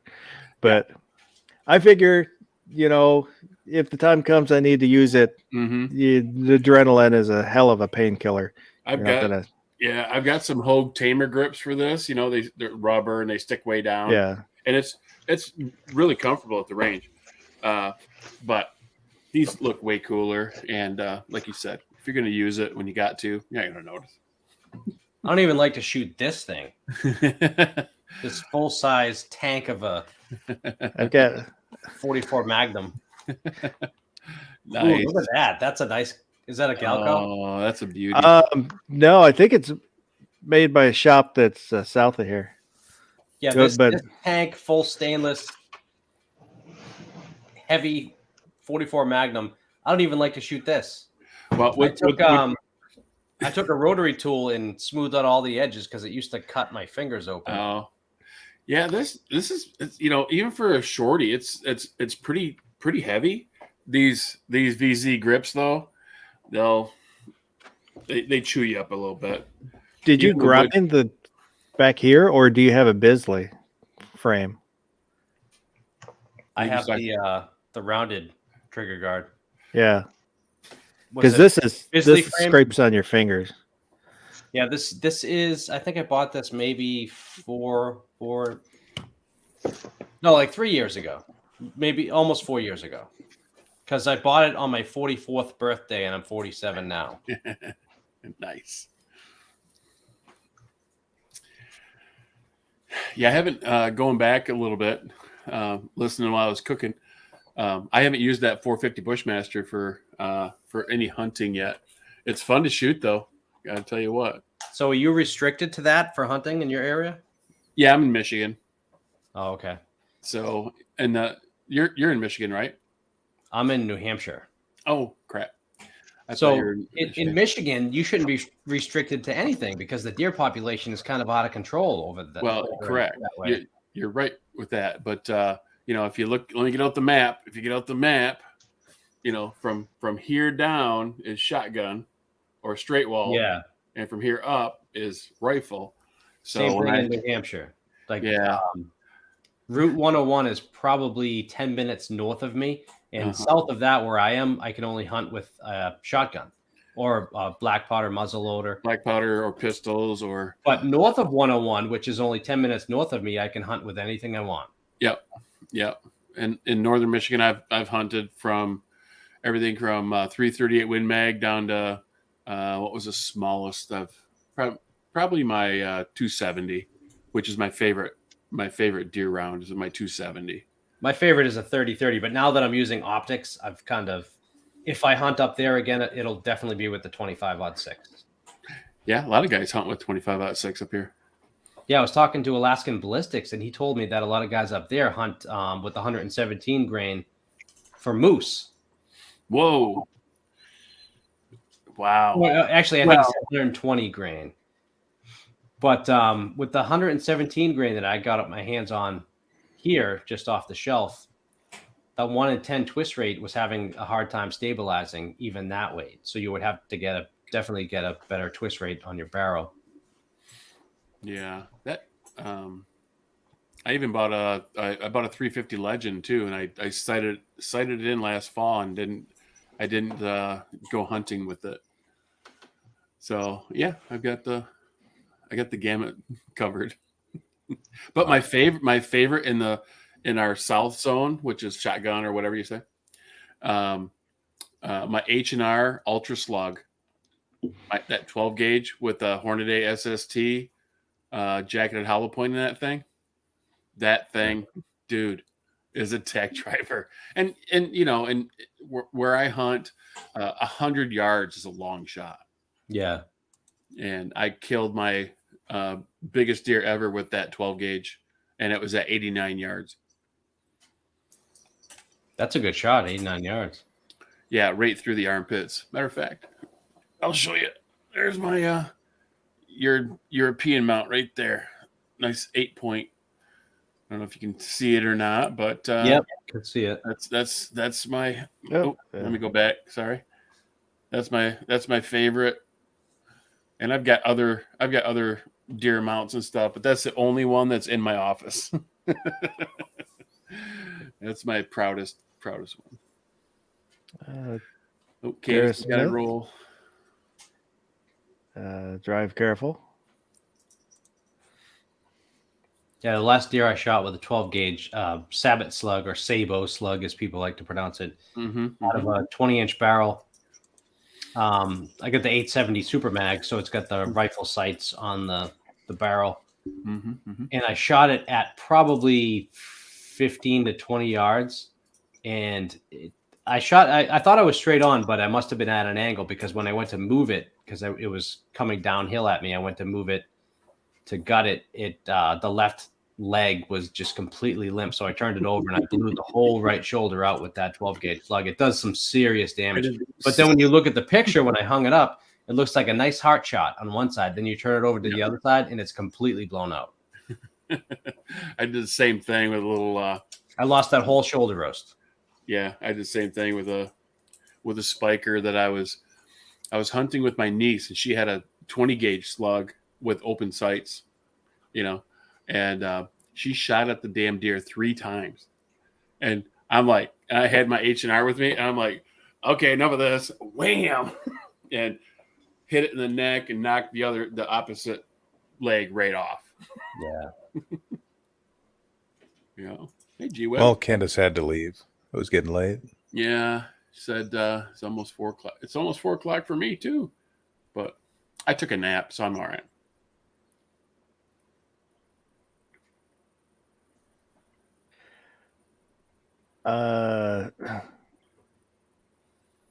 So did you bring a topic, Mo?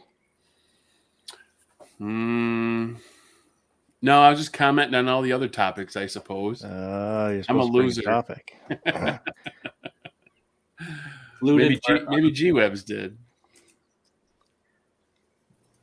Oh, 22, look at those. 22 short revolvers that are old and rusty. Oh man, those are cool. So Smith & Wesson Model 2 and a little Velo Bulldog, I think they call these. This one's broken though. Well, actually, they're both broken. And then I've got this Bad Daddy. You don't see these very often. What is that? Is that a starter pistol? No, this is way better than that. This is from New York. No, imported by New York, so it must be a Rome. I guess I'm trying to see out here. Yeah. Where is it? I don't even say. So I don't know what it is. But anyway, this is a real Saturday special, I believe. Saturday. Crazy single action. The hammer on that thing. 22. Look at that. This one works. This one's in great working condition.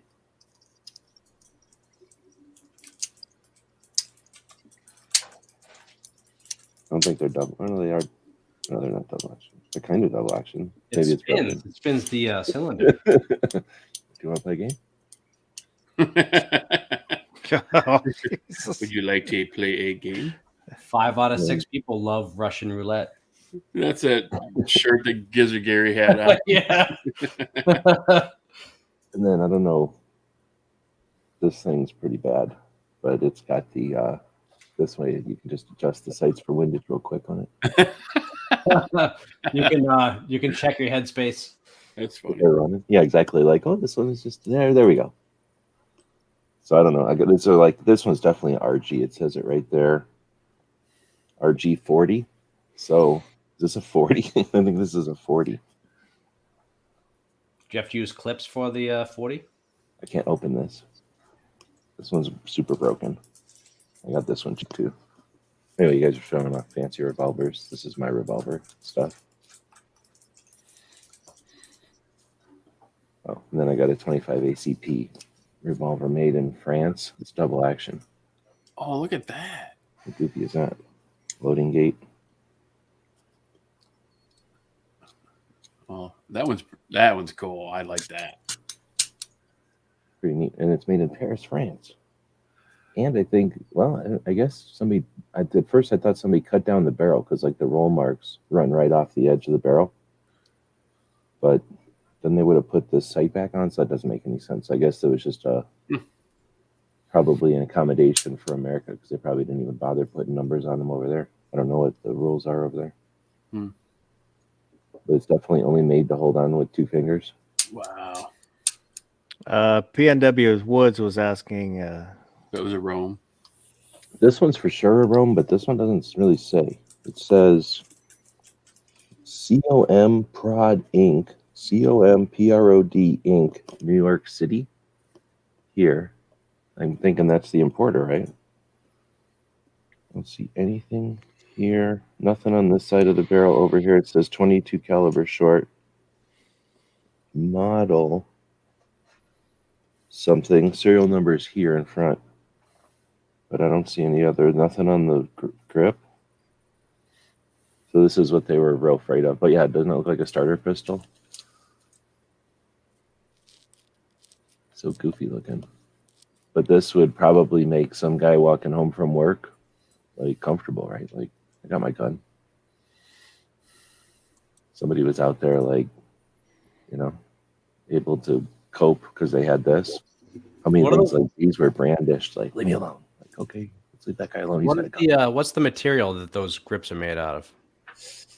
I'm guessing plastic. I mean, they don't even really try to make it even look like pearl. It looks a little bit like pearl, but I'm guessing like there's cracks around the screw. There's like just cracks down, like where it's just cracking from existing, not just from the material itself didn't mix good. So yeah, I'm gonna just plastic. This is Zamek. Everything's Zamek, even the cylinder. It's the fight of the baby pews. Oh, nice. Is that a real one? That's a Browning, huh? Colt. Oh, snap. The what is it? The 1908? What? 1900.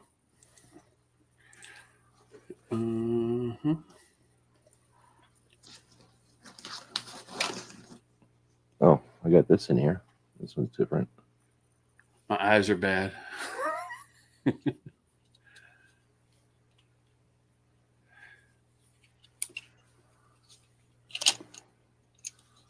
Ooh. This has no magazine. You load this thing with M16 stripper clips with 380. No kidding. It's made by Grendel. So before Kellgren ran Keltec and after Intratec, he ran Grendel. So this is a pre-Keltec Keltec. And it has no magazine. You load up, put an M16 stripper clip. I don't think I have it in here. An M16 stripper clip holds 380s. And you put that here and you smush it in like an SKS, ideally. And then you pull that out and it goes forward on that first round. And then it's like, F you got a loaded gun with no magazine. Like it better work. It's so scary when you get a misfire. You get misfires in this. It's so scary when you get a misfire because the first thing is you're like, okay, let me drop that mag. Uh-oh. Uh-uh. And you're like, what do I do? Whatever I do, there's going to be another round in there. So it's super weird to have a misfire in this thing. Is it double action or single action? It's double action. I mean, when you close it, it's going to be cocked, and then I always make sure because this thing is weird. But so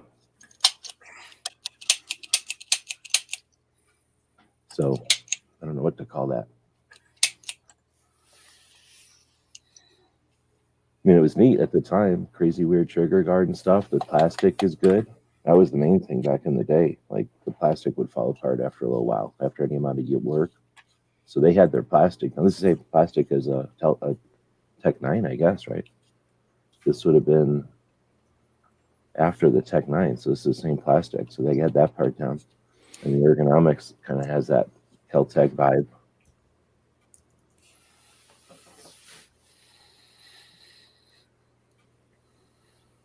This is my little 380. 380 car. Yeah, That's the P380. one I would get. Mm-hmm. Surprisingly accurate. Then this is the Scandium Ruger. Oh yeah. LCR. Ow. Oh, I put my Ruger away. I tell you what, you get some 158 grain defensive loads out of that gun, and it's not that fun to shoot. No, I mean when I carry that J frame, that 340 with full 357 mags, everybody's like, "Hey, how's that like to shoot?" I'm like, "Well, slam your hand in a car door 5 times, Yeah, and then I shoot 5 rounds per year. right."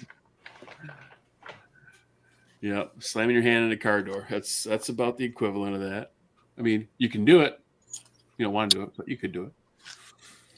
What? Oh man! Wow, look at that. So this piece of aluminum, I guess, goes into the slides in the groove. Right, there's like a little notch in the back there. When you get that into the right one, if you get into the first one, it's too far forward. If you get into the second one, you're good to go. And then, I'm not going to put in there, but that's what a loaded one would look like. That's just an M16 clip. Huh. Literally. That fits in there. You would go. And then That's crazy. I've never seen something like that. And this little guy costs more than the gun now. The guns you can get broke. Like this one this one is my good one. I have two. I broke one first, and then I found one that was working. And then this was harder to find, the speed loader and the this little adapter deal. And then it's got this thing, so that's just like a Glock tool. I think you did something like this, and then you can take it down or something. I don't know how to take it apart. I think I might have taken one apart. That's a pretty crazy gun. Scary. Yeah, that little Colt pocket vest is fun to put back together. I don't know what the heck it was, but Those have the barrel attached to the frame, yeah, and you have to do like it's like a combination lock. You got to yeah. rotate it or something, and then get it to the cams line up. Work with the safety, and it's all like an oblong hole, and yeah, I haven't done it in a while. I don't want to shoot it anymore because I don't want to take it apart and clean it. This is the only kind of smallish gun I have down here. It works pretty good. I love that. I think the smallest gun I have is a Glock 19. Oh. I guess my batteries are dead on the laser. Oh, they're barely working. Laser and you get stabby. 2 lasers actually.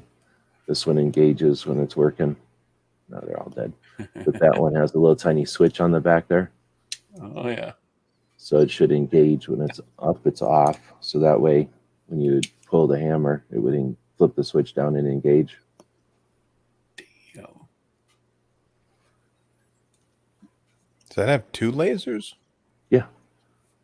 Got to have 2, just like basically almost all of Predator, 2/3 of Predator. Once they come up with a guide rod laser for one of these, I'll get one. Then I'll have it. Double Yeah. Laser Max. Give Laser Max a call. And then the story with this is Laser Max, Laser Light up in Prescott area, kind of between Phoenix and Flagstaff. The blue one day they go, hey, you want to come up here and look at our stuff? Because I've been doing factory tours and stuff. I guess they just saw the videos and were like, hey, you want to come up here? I'm like, heck yeah. We drove up there, bring the dog and everything. And they're like, hey, look, thanks for coming up, blah, blah. Oh, you can't take any video. Like, what the heck did you invite a video guy up here for? And anyway, so they take us around. They show us everything. They just had a lot of proprietary stuff and they didn't want to show everybody what their deal was. But it was a cool system. They make everything in Arizona. They make everything in Phoenix. They ship it up there. They assemble it and ship it out. They're a really good company. They're innovative. They make all the designs. It's like a father-son team, like kind of thing, family business. Now they sold it since then, but it was a cool business. And they had just come out with these. And I was into these revolvers. So they were like, I think they just figured you got to talk to this guy and give him a couple, right? So they told me that these were coming. And then they were like, see ya. And they gave us like a little gift bag of some lasers and stuff or whatever. But then I was bugging them about this thing. I'm like, oh, what about the bayonets for the mini revolvers? Like, what about it? And I was like, hey, I'm glad that you're making the laser grips. When are you going to make them for the 22 short? They're like, oh, the gun that nobody ever buys, that they barely only make once every couple of years when there's any demand at all for them. Yeah, that gun. When are you going to make the lasers for that? They're like, never. So they eventually did make it for this because I kept bugging them. And I'm sure they probably went out of business because of that. Unfortunately, probably. But so they showed me all this stuff. And then I kept bugging them about the shorts and that. I don't know, maybe 2 years later or whatever. Like, they were nice. They just didn't want us taking pictures of the place. So it really didn't work out all that well as a video guy, you know. But at least, you know, I don't think it helped them all that much. But even then, whenever they discontinued this product, they sent me, I have a bag of them. I can go grab them right now. I have every blade that they never used. They sent me like a big gallon baggie of like a big handful of these blades. This part they never bothered to make that connects it. But this was made by Cold Steel. These are made by Cold Steel for them. And I have a big baggie of these little blades that I got to figure out some use to do with. But that's such a cool company that they knew that I was a nut for these things and they weren't going to use them anymore. And instead of doing whatever else they could have done with all these little blades, I just got a package in the mail randomly one day. And they're like, here's a bunch of blades. Maybe we figured you'd like them. The goddamn bacon's out there. I'm never sure Bacon. where to put the inflection. Is it the goddamn Right. bacon or the goddamn bacon? You have to make sure to not put the emphasis on the wrong syllable. Uh, Tara bought a motorcycle. she did. She put out a short video where Oh, shit, I missed that. Fat Bob and for her and a Sportster for her son. Fat Bob and Little Coat. No, that's me. I like those Fat Bobs. Those are nice. I really like those bikes. That's from Tommy Boy, right? It is.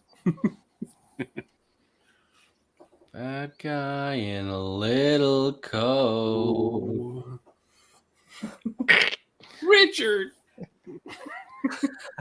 What's happening, Richard? Do you like the Yankees?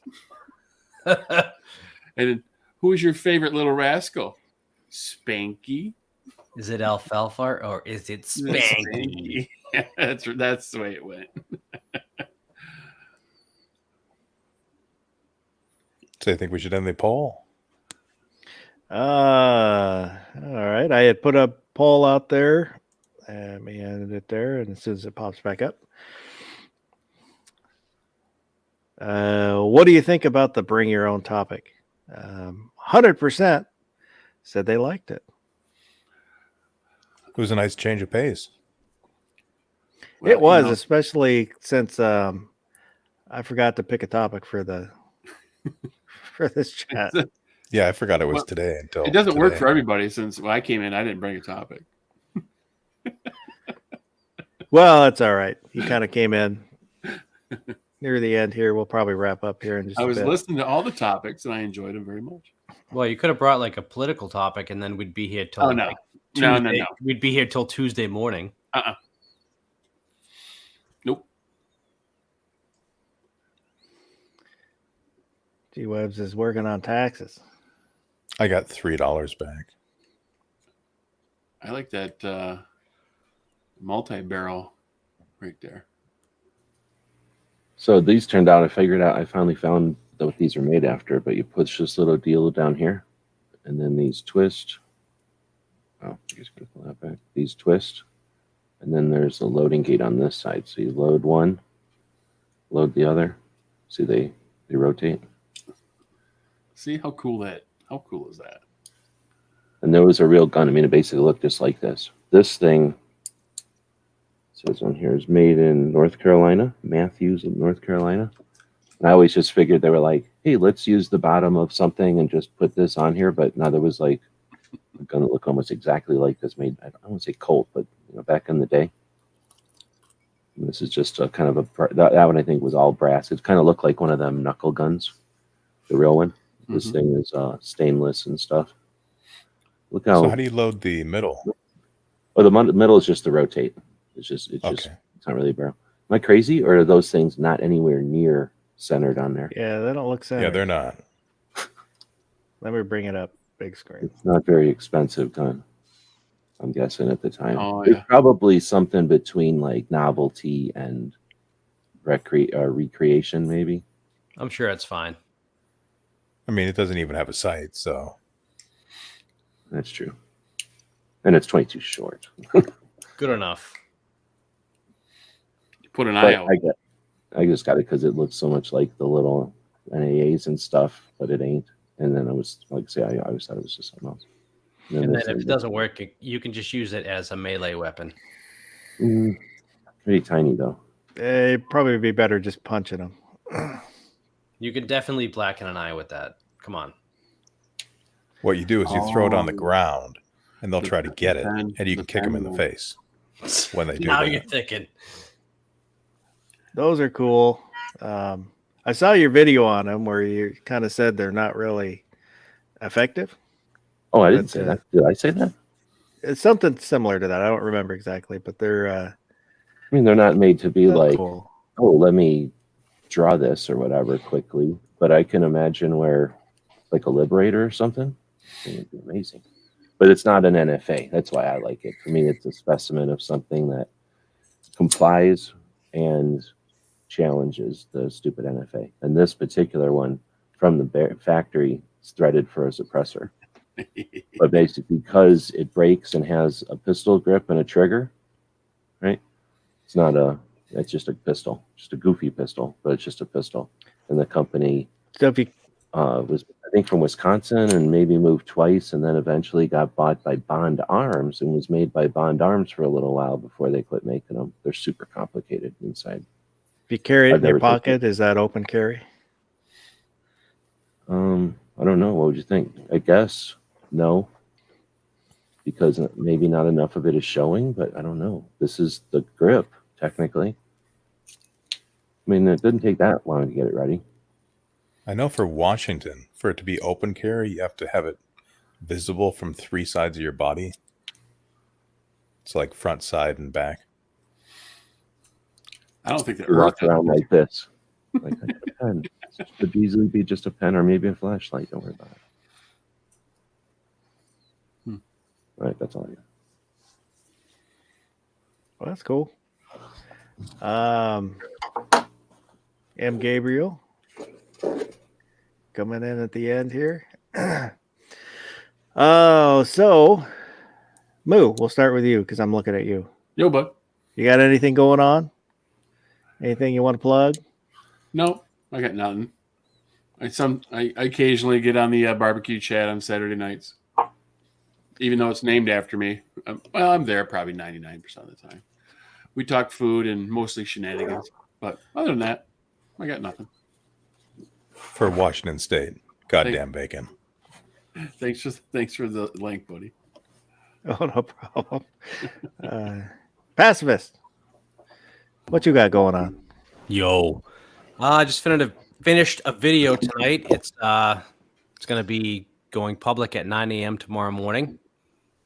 And I also filmed a short video that I'll be doing the week after that. Any hints on what they're about, or you want to surprise everybody? Well, I already talked about the 43X video at length during this chat, which is going to be coming out tomorrow morning, switching to my subcompact carry gun for the warmer months up here in New England.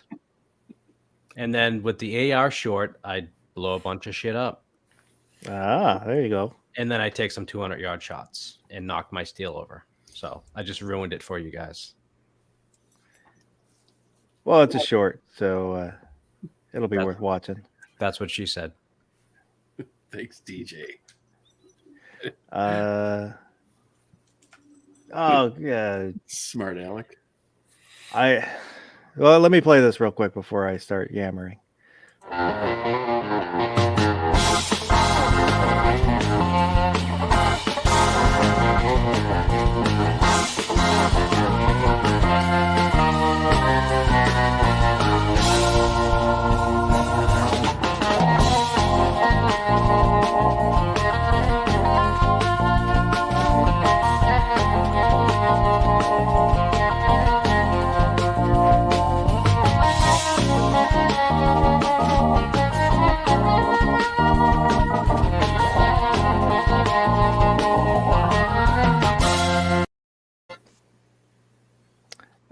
So what you got going on, G-Webs?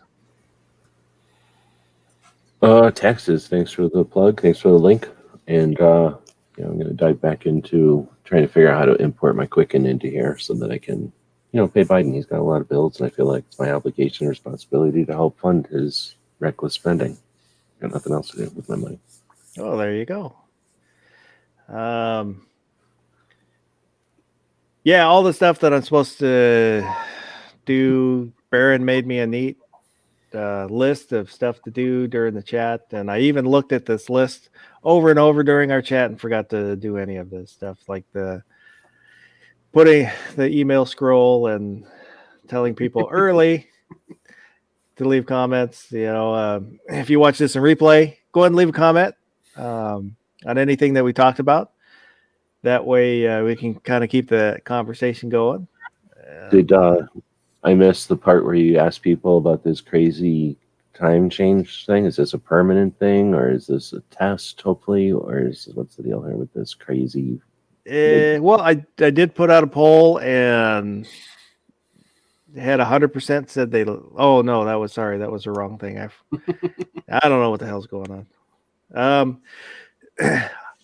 I meant to put a poll out on the time, and I forgot to do that. I'm not very good at my job, and I'm not very smart. So I'm not sure about the time slot. It kind of Should put out a poll. Was this an Tomorrow. experiment, or was this like to accommodate something, or? It was kind of an experiment to see if this works better.